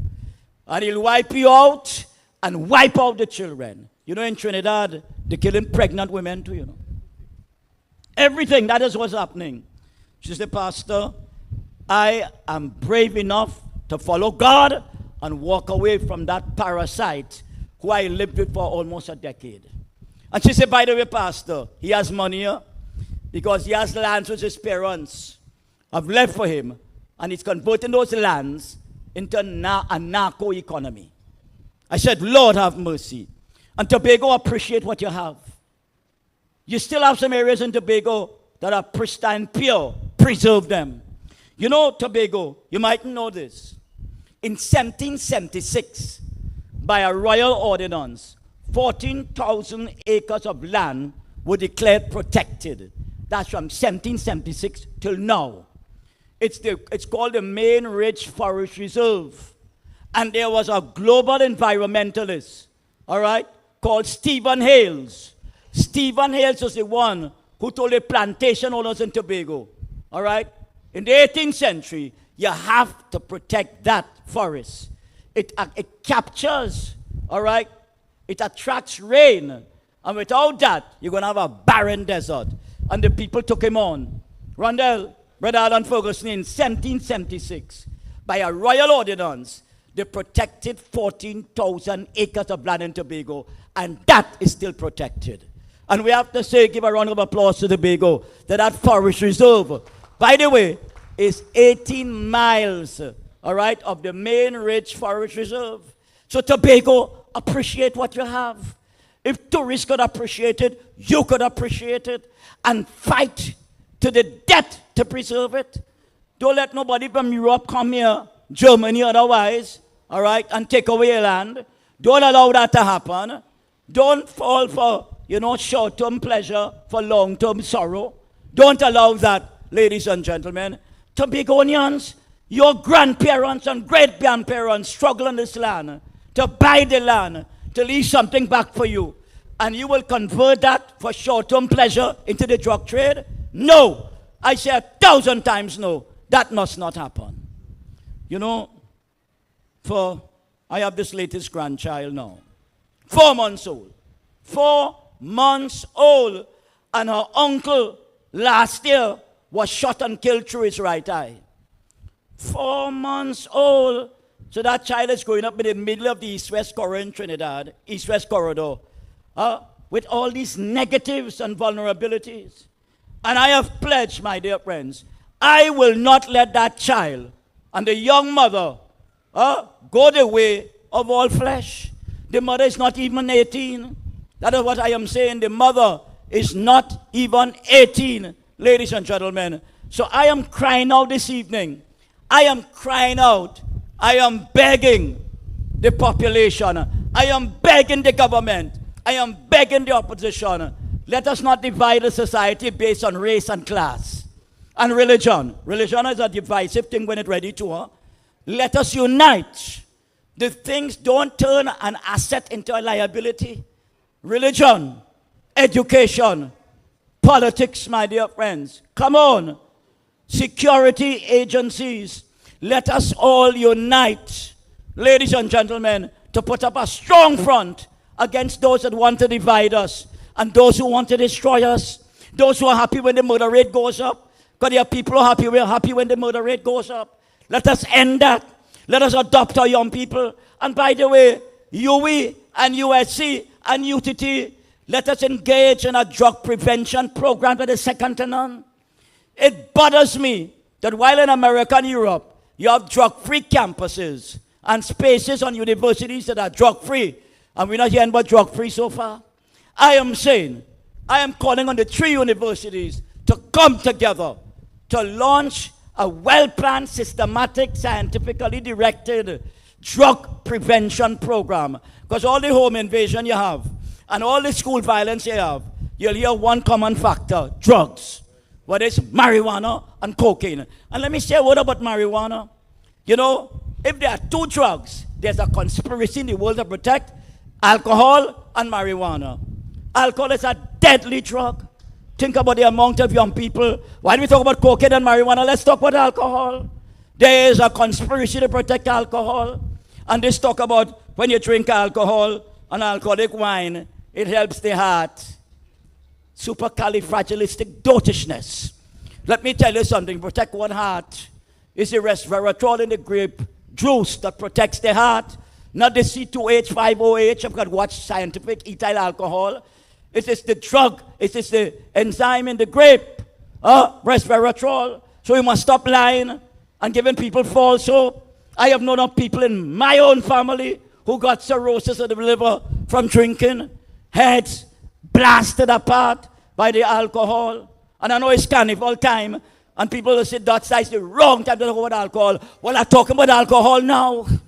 Because if it's wrong before carnival, it's wrong during carnival and wrong after carnival. The issue of alcohol and people who have the testicular and ovarian fortitude to attack it. But let me come to marijuana. Anybody who says that marijuana is harmless is a fool, is ignorant. Marijuana attacks the white blood cell, the T lymphocyte. Marijuana attacks the limbic system of the brain. And according to Dr. Jody Gilman, it attacks the nucleus accumbens that deals with the ability to dream and plan your future. The nucleus accumbens. It attacks the sperm cell. It lowers the level, gentlemen, of your male hormone testosterone. And ladies, it makes dysfunctional by over 24% your menstrual cycle. I want to tell you, ladies and gentlemen, before I sit down, that God is counting on us to make a difference. Let us adopt the schools. Let us adopt the troubled youth. Let us set the example. Each one adopt one family in crisis. Let us be more generous. We have too much hatred and revenge in the society based on race and religion and class. And we will never solve crime unless we change our attitude. And politicians, let me tell you something. Max Richard Deceased says, don't plan for the next election, plan for the next generation. We must love the young people. We must get rid of the hate and follow what was said before and adopt love. Hello, we must not have revenge. We must have forgiveness. We must come out of the darkness and walk into the light. I want us to understand that. And whether we are Baptists or... Listen, I have said before, if I were Prime Minister of this country, the first group I am appealing to help me with the drug trade, with reforming education and what have you there, and a school initiative. It's the Catholic Church, you know, which serve all. Now I am a Seventh-day Adventist, and I am saying, if I were a leader in this country, all right, I would turn to a Catholic-run institution, serve all, to help with the education of young people who have fallen through the cracks, and invest, my dear friends, in more serve all programs. The fact that I am a Seventh-day Adventist does not bar me from looking at the value of other churches and economic groups and ethnic groups, no, and religious groups. So I am going to tell you goodbye this time. And I am saying to all of us, the country is in crisis. We must come together. Have mercy. Even with constitutional reform, the Prime Minister started to talk about it. I am saying the population must let the politicians know that constitutional reform is not optional, it is compulsory.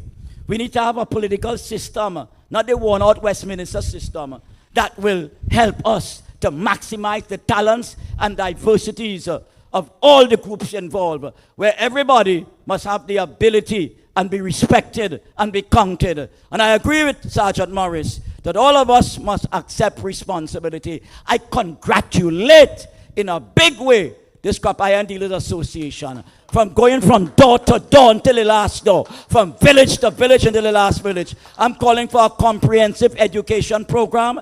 I'm calling for all of us to come together. You know, there's a Pentecostal pastor in California. You know what he did to stop gang violence? A Pentecostal pastor in California. He had his retirees and former educators visit 6 schools that were saturated with gang violence. That's what he did, a Pentecostal pastor. All right? And every midday, when they had the fights, they would move into these schools. In 6 months, they eradicated gang violence in those schools.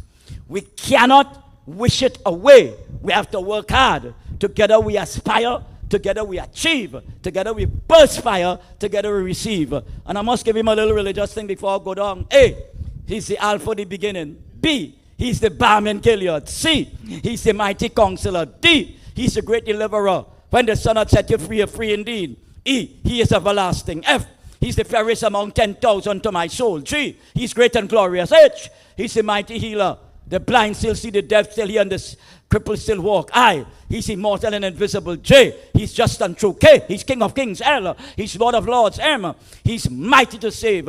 N, he's nearer, still nearer.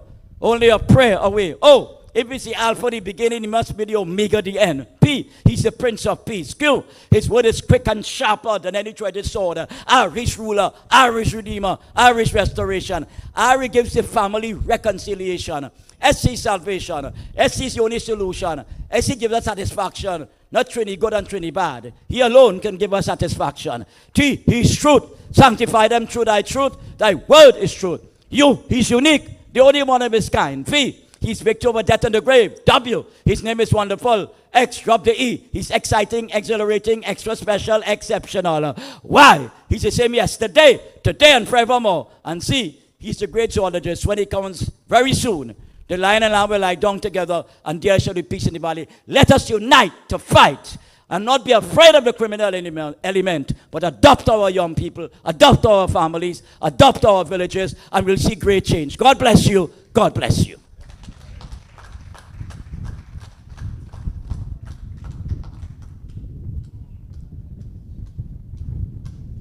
Thank you very much, Pastor Clive Dotin. And at this time, we are going to bring on some more entertainment. I told you before that we have a lot of entertainment in store here for you, the people of Tobago. In addition to the talk, you know, we want to mix the crime talks with a little bit of positive music. So I will not delay any further and invite another young man who has taken up the mantle to be a part of our crime talks and has traveled through many communities in Trinidad with us, and we are pleased to also have him here in Tobago with us. So let us now welcome Rayon Elborne. Yes, sir. Respect to each and everyone that's outside tonight. Respect to the panel, Mr. Ferguson, and everyone that has me here today. I want to say I use music as a form of therapy, yeah? So I want to say to the youths and them, that creative, find a way and find a space to take your creativity and use it in a way that it would help you stay away from the crime and the violence. Just keep to yourself and just know sometimes that all you really need is yourself and your father, alright? May check na DJ.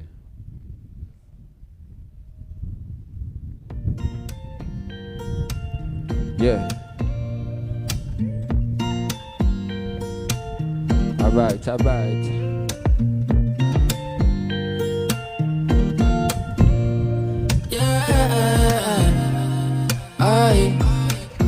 You don't really need a pan with a chip clock. Forget a million views pan TikTok. And you don't have to sell your soul for your wristwatch. Cause some things in life you can't get back. So work hard for all of your things and don't you get caught in the quicksand. You don't really need a gun for protection. And you don't have to take the life of an ex-man. You should never worry about your reflection. Once your mind and your heart and your head strong, stay on your mission and grind, never get down.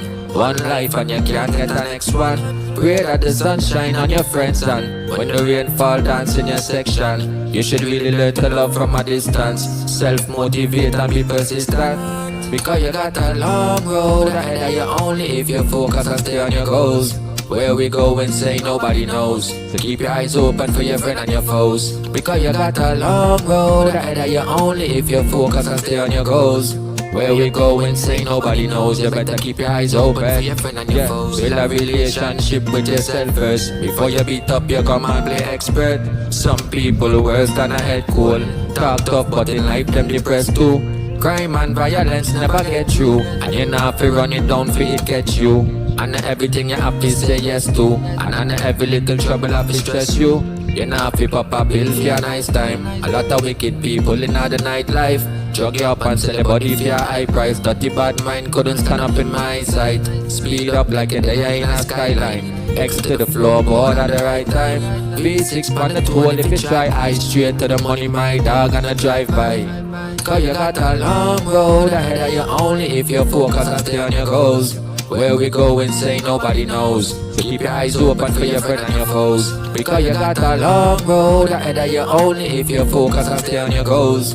Where we go and say nobody knows. You better keep your eyes open for your friend and your foes. Not every relationship gonna work out. Just try your best to make it end up in a courthouse. Better if you pack your things and walk out. It start out cause you do all last out. Patience are the virtue also. I still tongue a wise head when I walk through.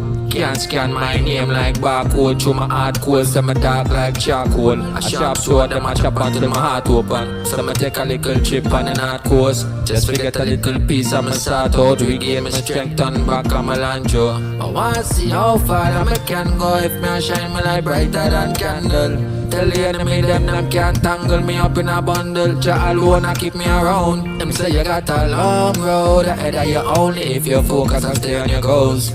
Where we go and say nobody knows. So keep your eyes open for your friend and your foes. Because you got a long road ahead of you only if you focus and stay on your goals. Where we go and say nobody knows. You better keep your eyes open for your friend and your foes. Sing it again. Our next one, DJ. That is it. And this one is for the ghetto youths and them who want to build a dream. If you have a dream in life, just remember to yourself, you and you alone sometimes just had a dream. And you alone sometimes just had to build a dream. Just with the help of the Almighty, alright? So come on and tune the DJ.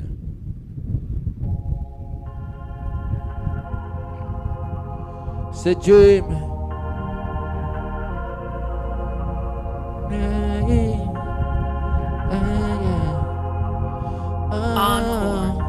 Everybody, sing with me. So one thing me I pray, get my money and build my dreams. Rep for my city and fix my scheme. System matter so they set it. So you have to get up and I get to get to you them my dream. Get your money and build your dreams. Rep your city and fix your scheme. The system matter so they set it. So you have to get up and I get to you them my dream. Everybody want more money. One of them not gonna work hard for it. And we are talk about star money.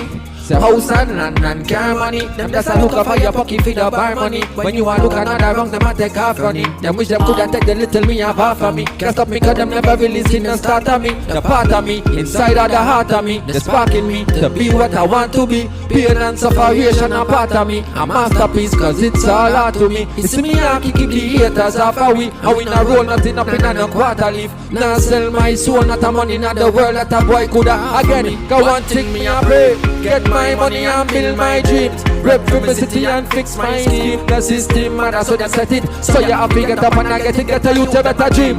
Get your money and build your dreams. Rep your city and fix your scheme. The system matter so they set it. So you have to get up and I so it goes on and on. Babylon you better keep your distance. Talk a lot of things and no me never response. From a little get a youth me never get what we want. Now we are perform. Thank God we are at this time. No matter the journey we go walk the distance. And we keep on learning everything that we can. Go be able to keep your hand up. Now for them in the system can't stand us. That's why them office we sit down in a slammer. Rastafari not deal up with the drama. And we'll be alright, got to live to see tomorrow. Some of them have no blood in them bone marrow. Beg them a beg and them a borrow, them a borrow. Friend are your friend until the things run out. Pretend until the thing. Everybody want more money. Man for them now go work hard for it again. And we a talk about star money. Man if say house and land and car money. 'Cause them just a look for your pocket for the bar money. When you a look another wrong, them a take off running. Them wish them coulda take the little me have half of me. Cause of me 'cause them never really seen the start of me. And me a pray, get my money and build my dreams. Rep from the city and fix my scheme. The system matter so they set it. So you have to get up and I get a youth a better dream. Get your money and build your dreams. Rep your city and fix your scheme. The system matter so they set it. So you have to get up and I say one thing me a pray. Get my money and build my dreams. Rep for my city and fix my scheme. System matter so they set it. So you have to get up and I get a youth a better dream. Get your money and build your dreams. Rep your city and fix your scheme. The system matter so they set it. So you have to get up and I get a youth a dream. Respect to each and everyone. My name is Elborne.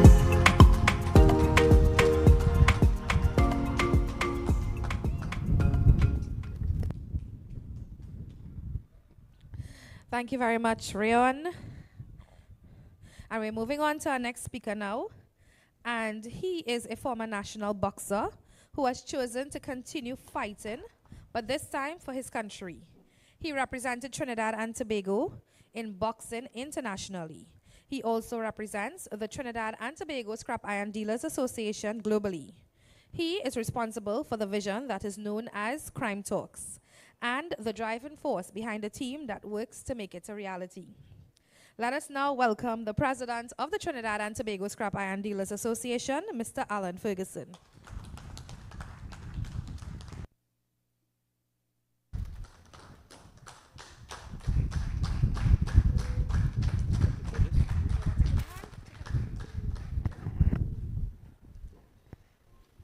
Good night, good night, good night. Oh,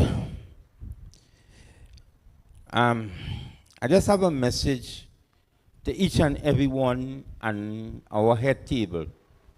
I want to first thank you for leaving your home and coming here.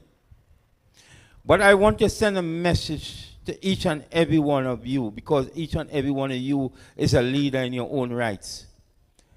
And we as leaders who come into the people to speak to the people, we have to understand, all of us believe there's a God.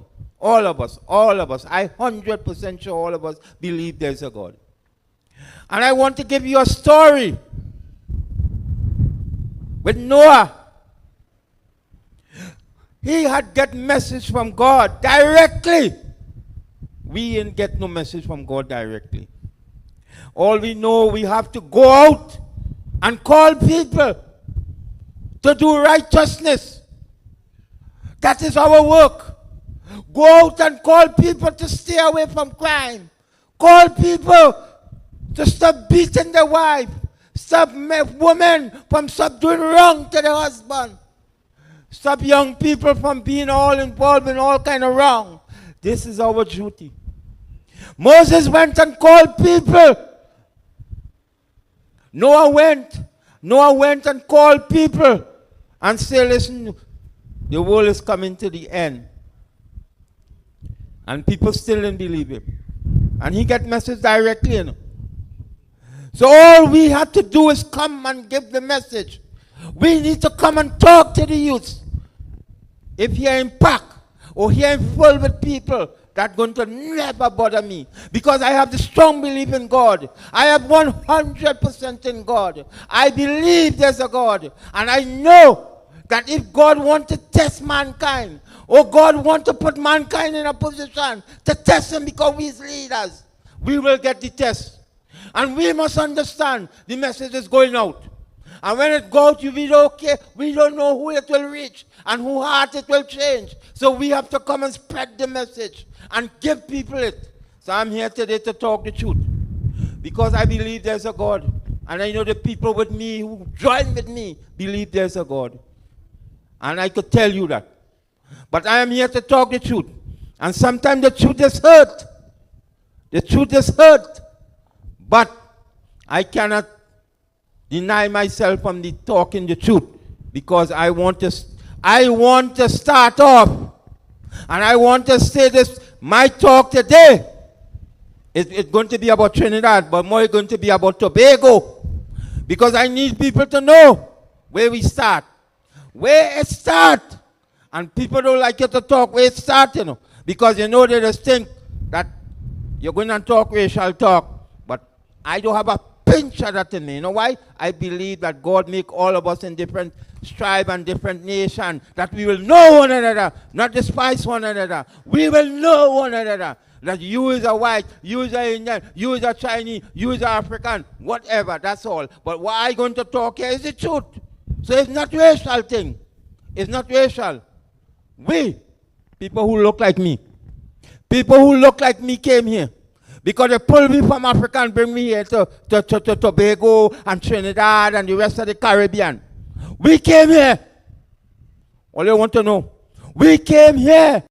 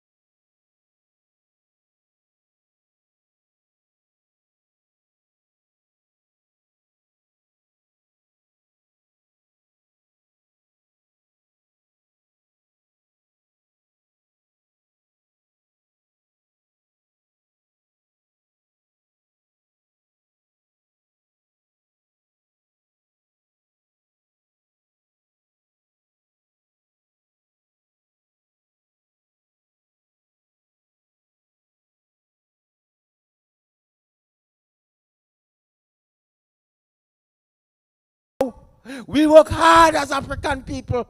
We work hard. We was hard workers. We wasn't just hard workers alone. We used to treat our family good. We used to treat our brothers good.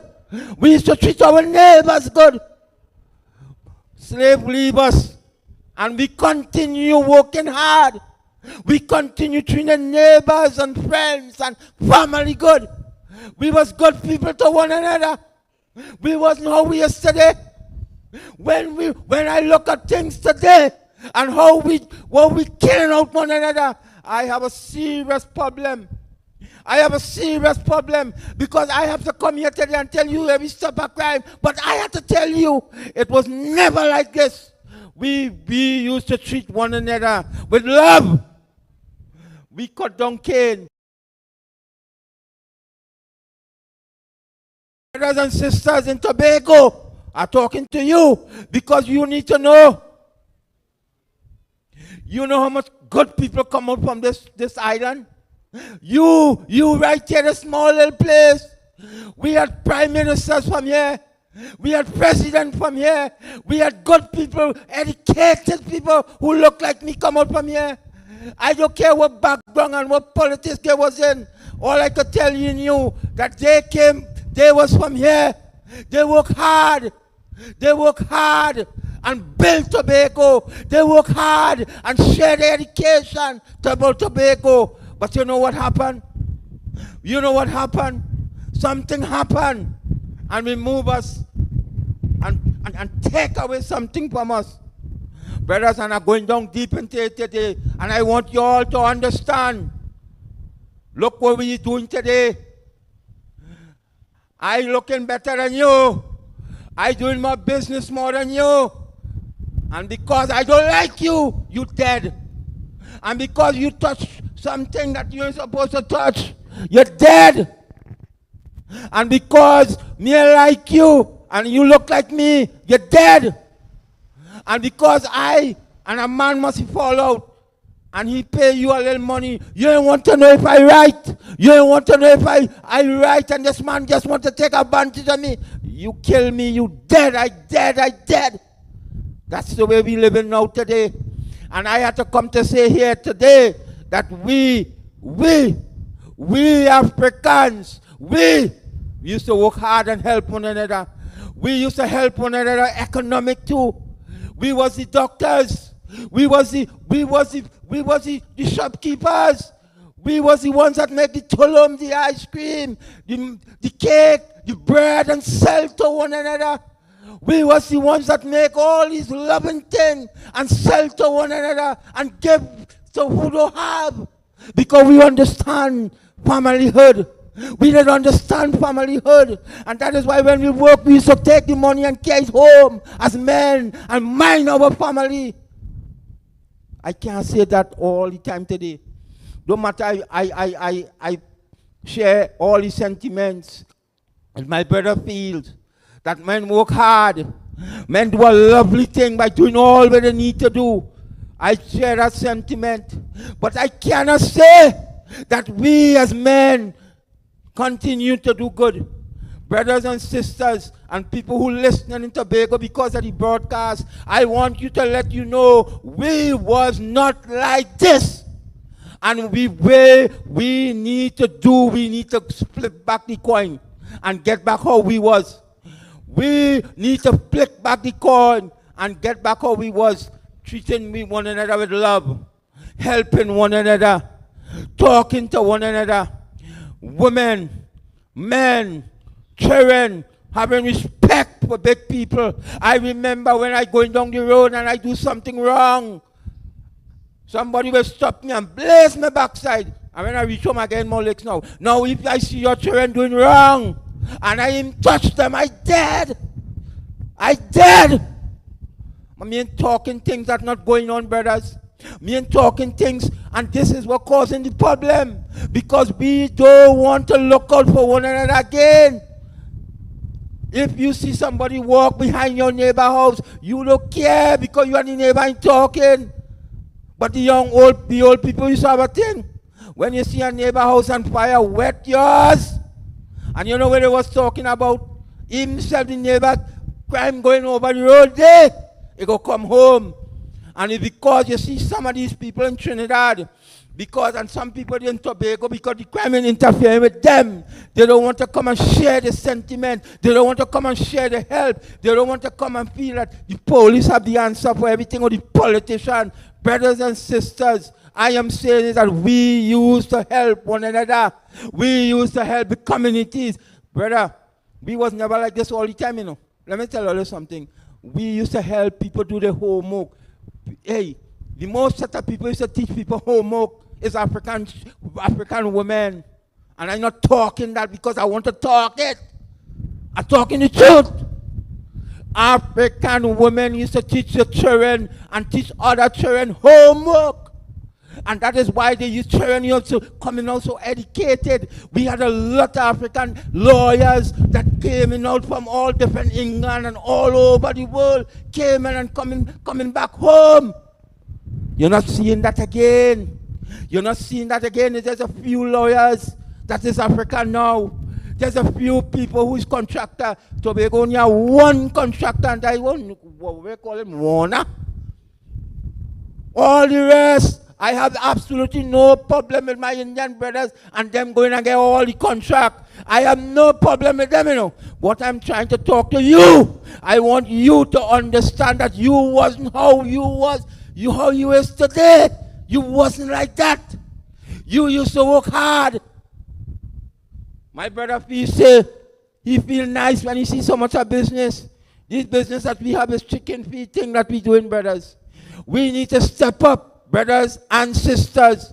We need to take Tobago and put it in much a better light. Man going shoot. Man going shoot. And you know what they're doing too? If they come to shoot you and they see a child, they ain't gonna say, move aside, you know. Bam, bam, your wife, if she belly big, if she making child, they ain't care if it's 9 months, you know.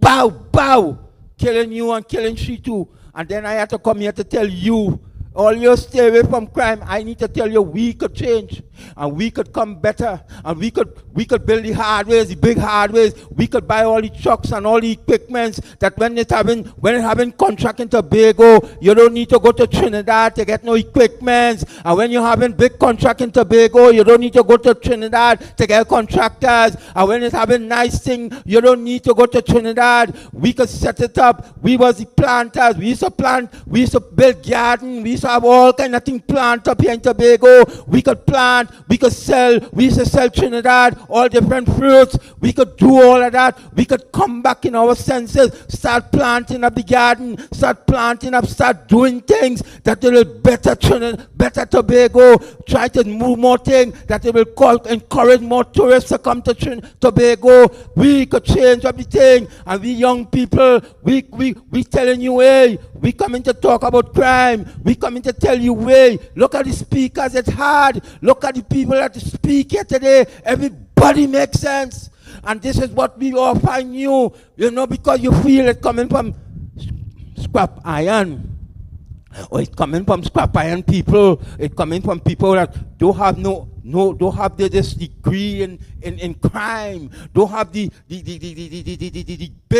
big word or letters used to tell them that these are the people come to talk about crime. And because we come in the ghetto place and we come to talk about this, we ain't come in no Crown Plaza, we ain't come in no big hotel to meet all the big celebrities and all these big people. We come to talk to the grassroots. We come to talk to the people like ourselves. We come to make it known that we coming to spread the message to you because we want to start from ourselves first. We don't want to make it, that's Pastor Dotin say, we know that crime big up on top, you know. But we want to let you know, the first place is to start is in the family. The first thing to do is to start with yourself. And that's what we want to do. We want to tell we need to change too. We need to change. Because if we change, them can't get nobody to move the cocaine. If we change, you can't get nobody to move the weed. If they move weed, you can't get nobody to do no killing for them. If we change, the whole society will have to force the change.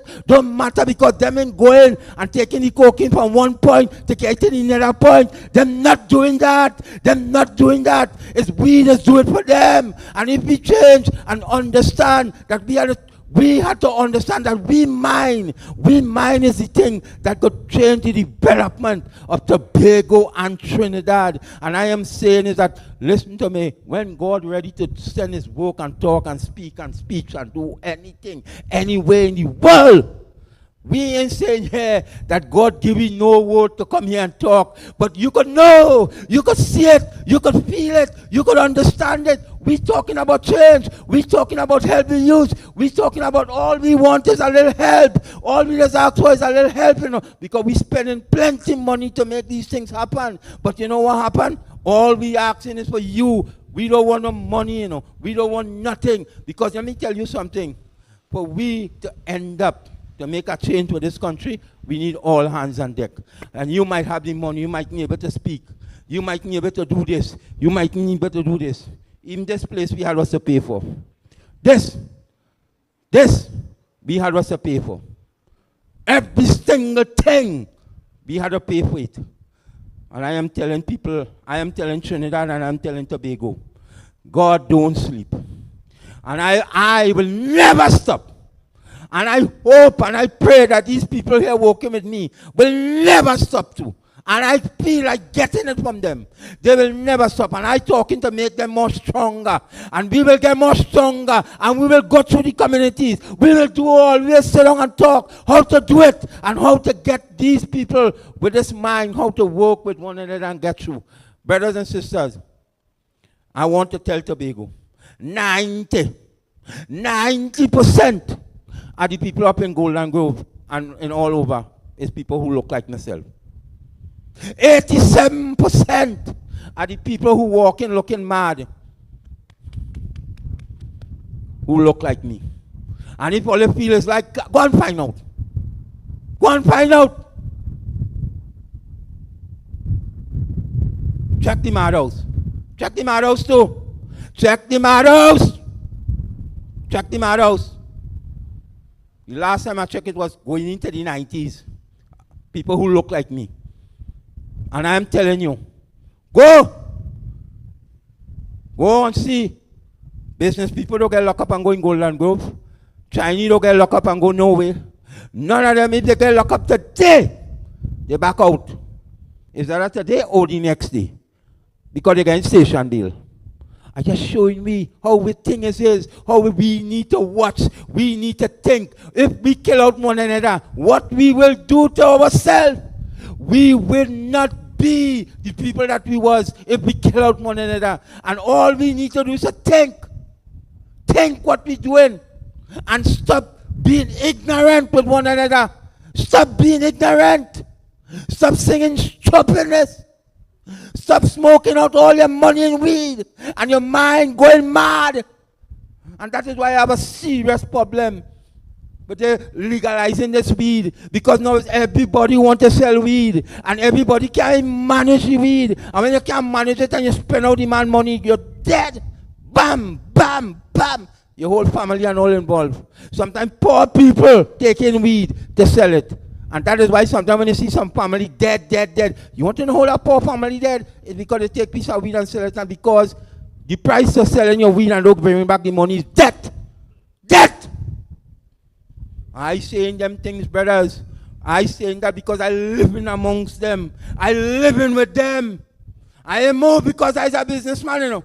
Me and Moby because I is a entrepreneur. Me and Moby. I stay with them because I want to contribute to change. I want to contribute to change in Trinidad and Tobago. So I stand with the grassroots. I stick among them. And I pray and I beg God to protect me at all times and protect the people around me who make any contribution that I doing too. I thank all of them. If you know I could thank them. I cannot thanking them. Because we need to make change to these people who look like me. And I'm not saying nothing wrong with the other people, you know. But I want to just draw a point to you. When they give contract to these big ones and them, you hear they just kill out one another? Not one of them in there. Not one. None of them. The big Junior Sammy, the Calco, the big one, all of them. Nothing. But you know something? You give one of we a contract now. Let's give one a smaller, we want a contract in Moloney, La Hokita, wherever it is. Dead. Bam, bam, bam, bam. Whole family gone. Because you know why? We have a thing that we don't like people who look like ourselves. I don't know if when we look in the mirror and we see somebody who look like ourselves, we doesn't like them.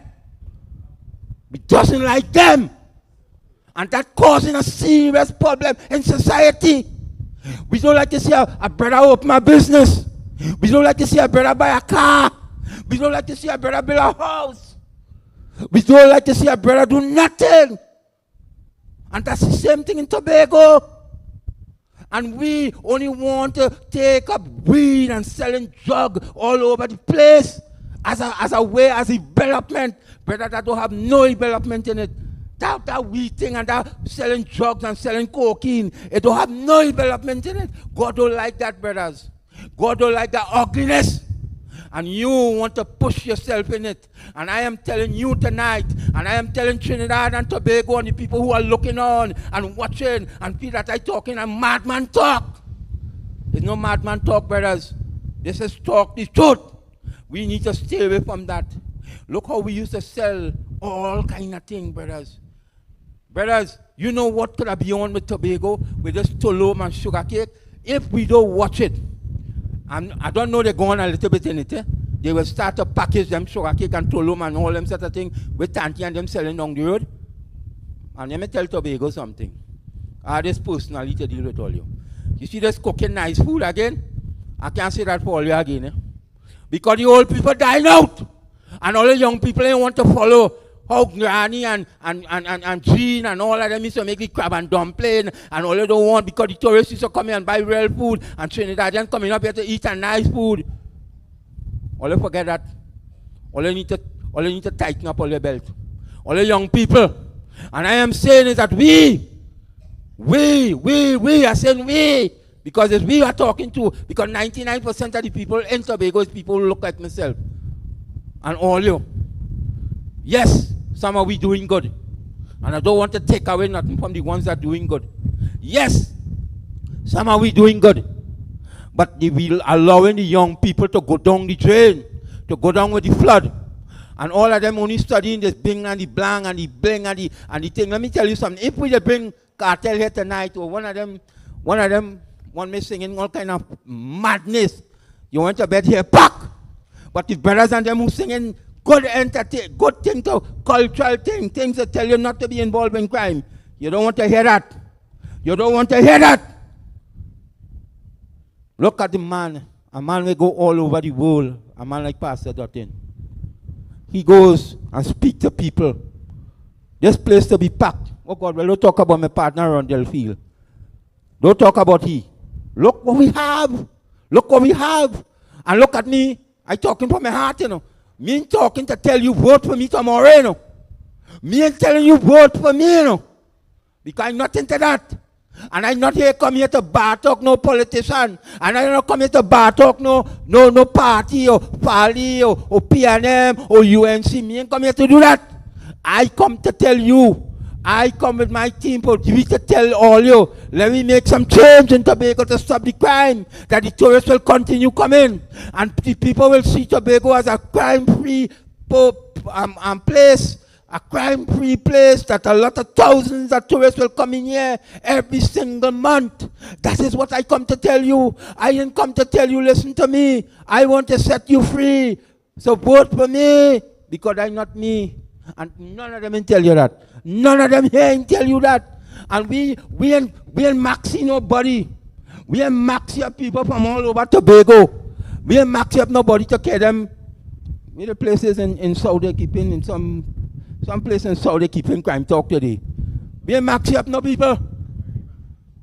Where? Naparima. We ain't maxing up no people. We ain't take people from Arima. We ain't take people from Point. We ain't take nobody to bring them here. All the people here is people who work with me to make the thing better. We ain't do nothing. All we do is advertise and tell you come out to here tonight. That's what we do. And brothers and sisters and people who are listening and people who are listening all over and in Trinidad and in Tobago, I am just making a call to you. And I am just telling you, I ain't get no message because God didn't talk to me no personally. But just knowing from my head that I know the right is right and wrong is wrong. I just telling you, we need to come together. We need to come together to work together to make Trinidad and Tobago better. And if we don't do it, and if we don't do it, I live amongst them. I telling you. Right now, let me tell you something. The pot boiling, you know, because they're angry. They're real angry. They only talking, you see them? Them ain't giving me nothing, you know. Them ain't giving me nothing, you know. Them don't like we, you know. Them don't like we, you know. We ain't like we, you know. We have to fix them, you know. We have to deal with them, you know. We have to do them something, you know. We have to go and take what they have, you know. We have to go and take what they have. That's what they're preaching. And when they say that I had to go no man only keep on talking. But when I talk and I can't give them nothing, and I can't get the help to do what they need to do, because we don't need to pump money in the society yet, you know. We need to sit down and talk to them. We need to sit down and talk to them that, listen to me, the familyhood is a better way to live. If when you're married, and when you're married and you make sure and you start to work on building your house, and then you buy your little car, and then if you want to go into business, you register your company, and when the company register, you will know how you start to do, you will get your little, because I tell them, forget the bank. Long as you look like me, nothing, nadas, zil. Somehow we will get. Somehow we. And I because somehow we have a little connection. I telling you, me don't get. It's not that I don't get to, I don't want from them. Because as they give you something, they want to take away a little thing when looking nice. So I don't want nothing from them. Because they want to take away a little business. But I could tell them, I will struggle. Long as God give me the strength to fight in this earth, I will fight and help you. I will work to you for that we could build something to make this thing better. And that is why when the Prime Minister say he want to pound 100 million into communities that's struggling, I understand that. I welcome it. But my only fear that the thing go to the people who selling the tobacco, the this, the that, and go to the people who have the money already. And that is why I feel that the people in the community need to sit down and put their head together. And that is why we're trying to do that. But if we don't put your head together, you're going to stay in the same kind of way. The same way you is. It's the same way going to happen. We need to sit down with you. We need to work with you. We need to give you that understanding, that wisdom, that togetherness, that you cannot do it on your own. Brothers and sisters, I want to wrap up, But you know why I want to spend 2 or 3 more minutes again? Here's what I want to do. I just have to talk about the women. Because I can't go and leave them untended. Because a woman is my mother. A woman is my sister. A woman is my wife. A woman is my sister-in-law. A woman is my secretary. A woman is the ones that help me with all these things. I must talk about them. I must talk about them. Let me tell you something, woman. You see, all you? If all you know the importance of all you in this society now, all you will never do some of the things that all you do. All you will never do it. Because a man, you know what is happening to all you? A man will work harder when you have a woman who has that economic sense too. A man will work harder. A man will help his family more when he has that woman will help him out more. A man will do much more with a good woman. Let me change up the program. The program can't be the same thing because we ain't reaching nowhere. Because it can't be. It can't be. We want to do all what we want to do and get away. We can't want to do all kind of thing and go party, fat, move around, push around, do around. We can't do that. We have to pull back up these stockings. All the way in all the stockings, long time people say pull up the stocking all by the leg. All the keeping it tight down here. That ain't good. That ain't good. We need to do more, women. We need to do more. I ain't touching the men and them tonight. I have a reason why I'm touching the men. But I'm telling all the women, we need to do more. All you is a strong for the community. All is strong for the society. All is strong for the men. All is help out the men plenty. But all you need to step up. Yes, we have some men is good for nothing. But all you is plenty in society. Always the one that mind the children. Always the one that cook for the children. Always the one that send the children to school. Use the one that give the children homework. Use the one that put on the children clothes. Use the one that iron the children clothes. Use the one that cook the food for the man. Use the one that carry out this. Use the one that go and do most of the things in the house. Look how important it is and you yourself know. Look how important. All the man is have to go out and work and bring the money. But you doing so much and you don't value yourself in a family house. So we need to change up the program, women. Because long ago when it's slavery and when the man go out hard and work and bulldoze everything because you didn't have bulldozer in a long time, Men used to have to bulldoze and carry the mountain, carry all kind of thing all over the place. It's the men have to do that. And we don't know that. Everything now we want equipment. Men take mountain, men take bull, big thing and get up high up in mountain. It didn't have no high up, it didn't have no crane. And sometimes I just want to know these men and them we have, if there's, what kind of man there is, Because everything is equipment. We so work hard. And all you don't know that. But I come here to tell all you, we as men, African men, all you work hard. All it wasn't bandits, all it wasn't thieves, all it wasn't robbers, all it wasn't killers, all it wasn't this, all we was is hard workers. We fight war, yes. We fight war when we had to fight war because war was a normal thing. We were slaves, but we learned to work hard in slavery days. We were slaves, but then we know about family. We know how to keep the family. But you know, as we do everything, as we come out of that,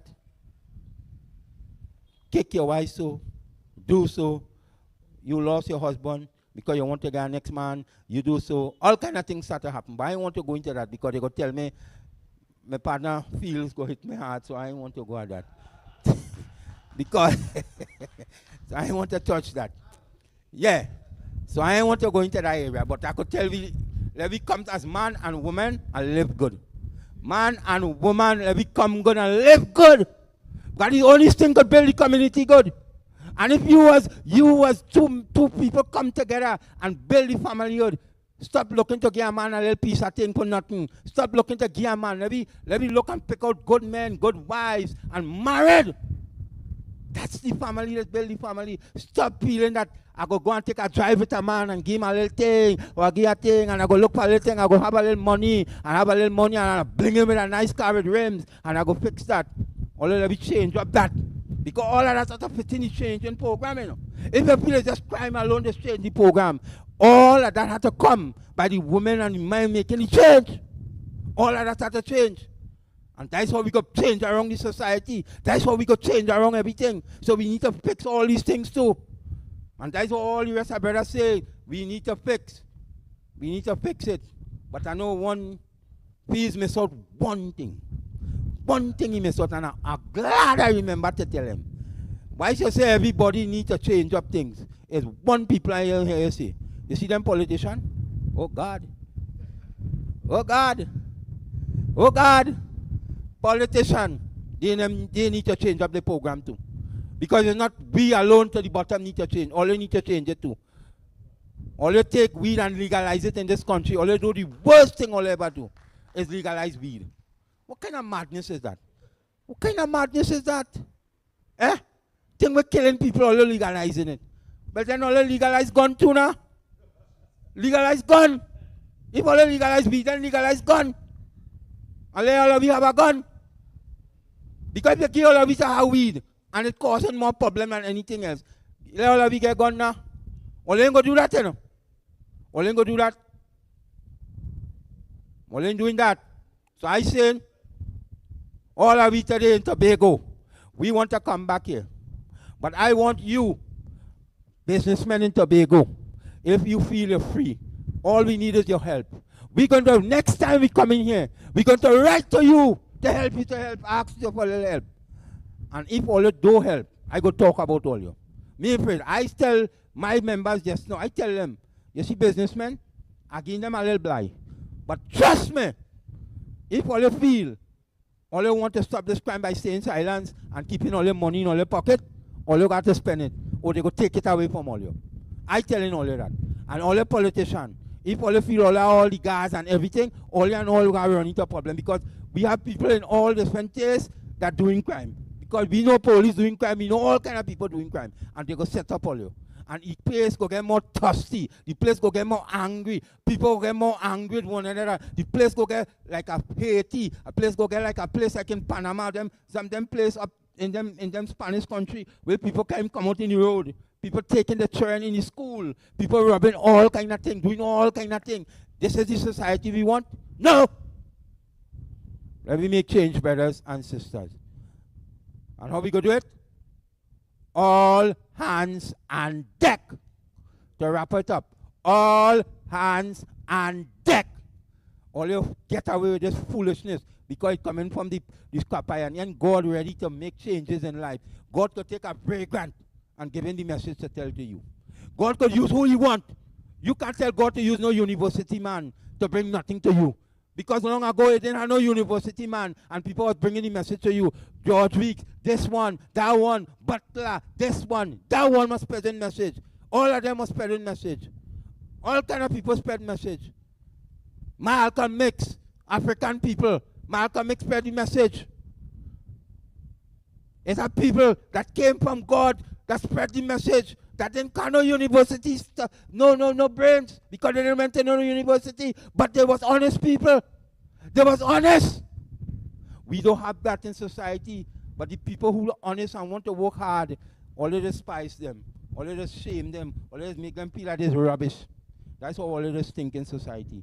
But all they gonna make me think, I go work hard. Because I depend on my Lord to get all I want. So I want to give all thanks and praises to Tobago. I want to thank you all. I want to thank you all, and I know all are listening to me, and I know we say something here today. No matter all they didn't come out in all 1,000, but I know we say something here today. The message, all the media that carry the message, will let them know. So I thank the media for coming, and I thank the television station for going live. I thank Nicole. I thank all the Pastor Dotin, Rondall Field, Sergeant Morris, God. I want us to, all the girls, Kerry, Boshel, Nicole, Sean, and every single people, all the singers that came for me, all of them, I want to thank them, and I thank all of them for coming here, because it take us some days to organize this. And I want to thank everybody, because we need to thank all the people. And if I miss you out, I want to thank you, the people we stay by, everybody. All the people that give me this place here, I mean, we pay for it, but if they still didn't give me win that guy, so we thank them still. All of that. And that's it. And I want to thank you.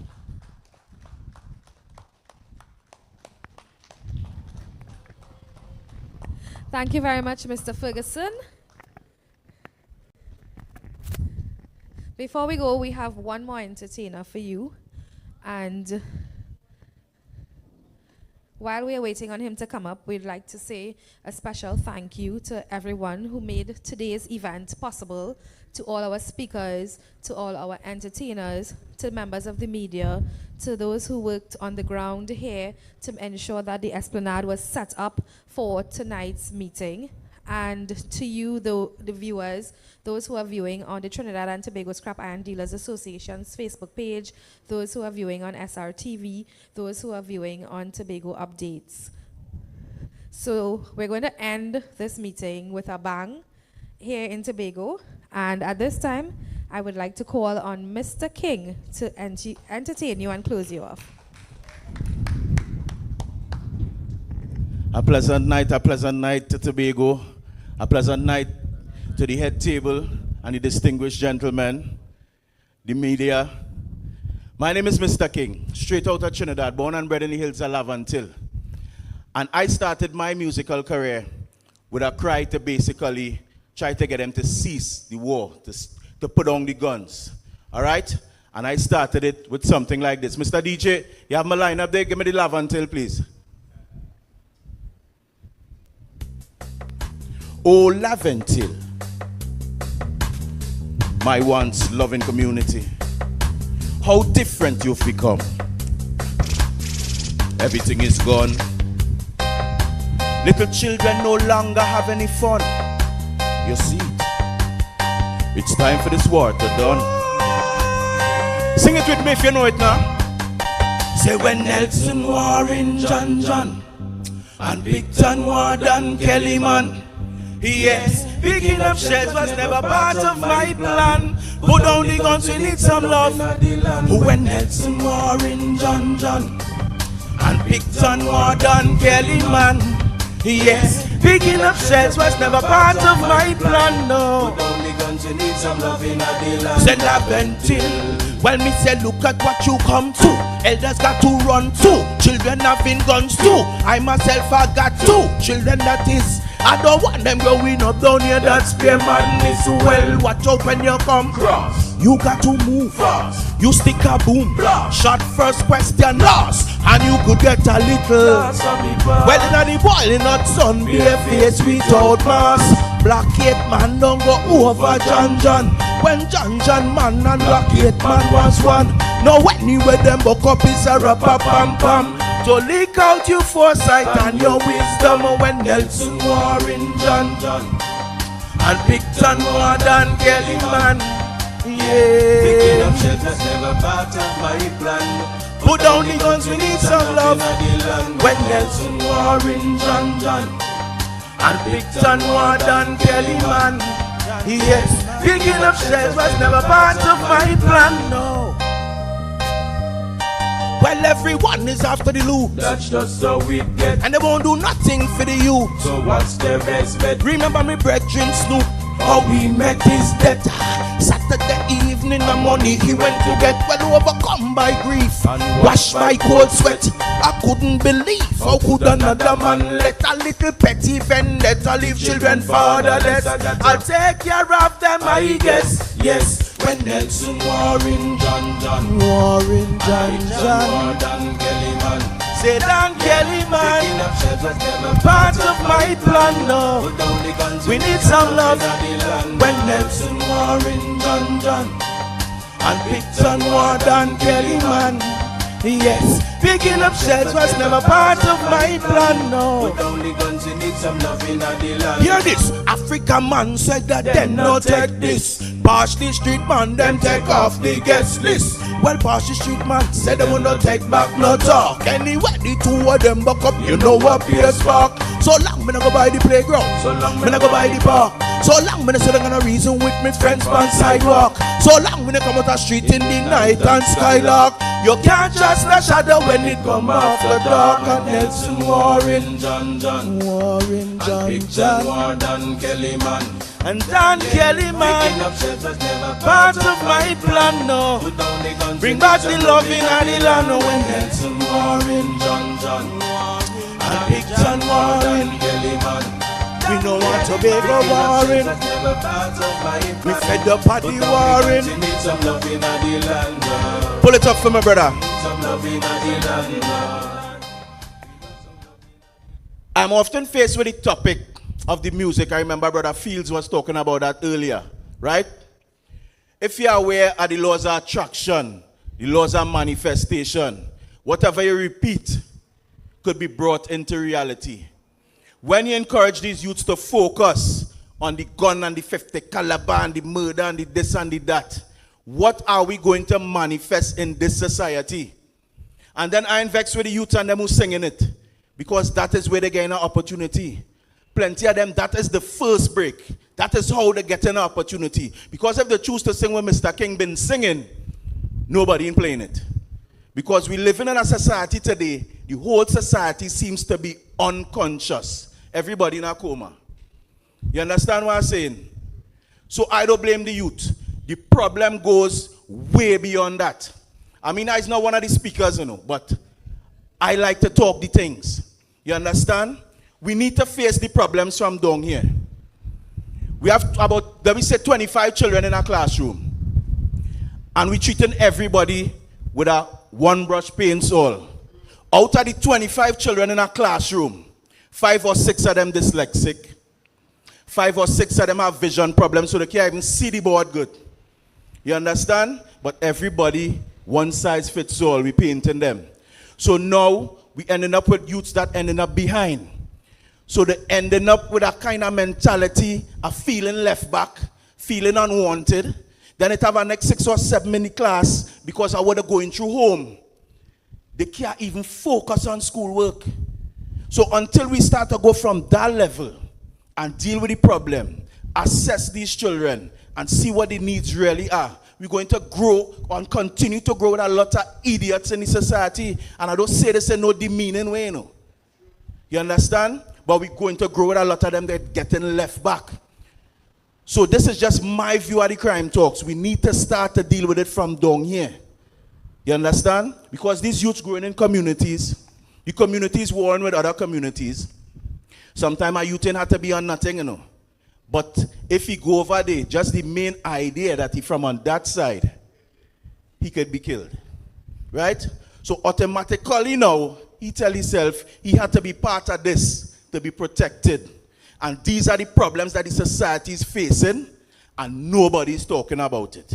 Everybody rather to stand up and say, the ants and them in the hole bad, let me throw petrol down in the hole. But nobody ain't taking the time to go down in the hole to find out what's going on with the ants. That's just my 2 cents. Give me that next track, please.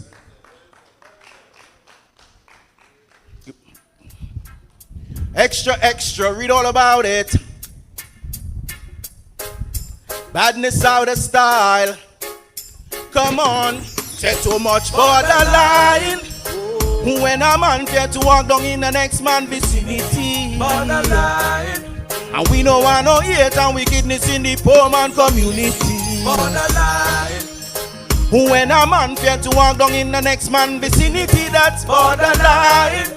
We don't want no borderline. No, no, no, no. So you say that you're a bad man. How much gun you got? You love to bust gunshot. Well, I say you must be madman. Can I want no time for that? Don't be no idiot. Let me hear it from my Tobago people. Badness out of style, sing it loud and let me hear it echo. Badness out of style. We don't want no bad man group, no bad man troop coming to rob and shoot. We should be taking time to nurture the youth. Remember we're going with Sean Luke. Somebody crossed the borderline. When a man can to walk down in the next man vicinity. Borderline. And we don't want no hate and wickedness in the poor man community. Borderline. Yeah. When a man fear to walk down in the next man vicinity, that's borderline. We don't want no borderline. Poor man community. Tell the youth in the Martin when they should be asleep, stop roaming to murder man. Up in a Maraval, they lick down Malik, everything get out of hand. Let me hear it from my Tobago people. Badness out of style. Sing it loud and let me hear it echo. Badness out of style. Because I see them with the matic, every day them a chuck it. Some have it in them pocket, while some of them under them. And if a shadow move them crack it, the priest load them shot it. A fool, tell them stop it, cause so much. Borderline. Sing it now man. When a man fear to walk down in the next man vicinity. Borderline. We no want no hate and wickedness in the poor man community. Borderline. Yeah. When a man fear to walk down in the next man vicinity, that's borderline. Tobago no want no borderline. Community.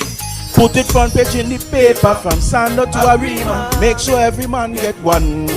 Tell the youth them in La Hakita, put on the automatic, cause we don't want no more blood run. No. Let me hear it from my Tobago people. Badness out of style. One more time, let me hear it echo. Badness out of style. Go tell the youth them on the beat, some all of them way acting wild. Badness out of style. Tell the youth them over Brooklyn, keep them name of a policeman file. Badness out of style. Tell the little school youth, we don't want no delinquent juvenile. Badness out of style. And all the rude boys with the screw face, a full time them put on a smile, cause badness out of style. Again, sing it again for me people, badness out of style. Tell them we don't want no more war. Badness out of style. Come on then, yeah. One more time, people. Let me hear everybody inside here say, badness out of style. Love, respect, and honor.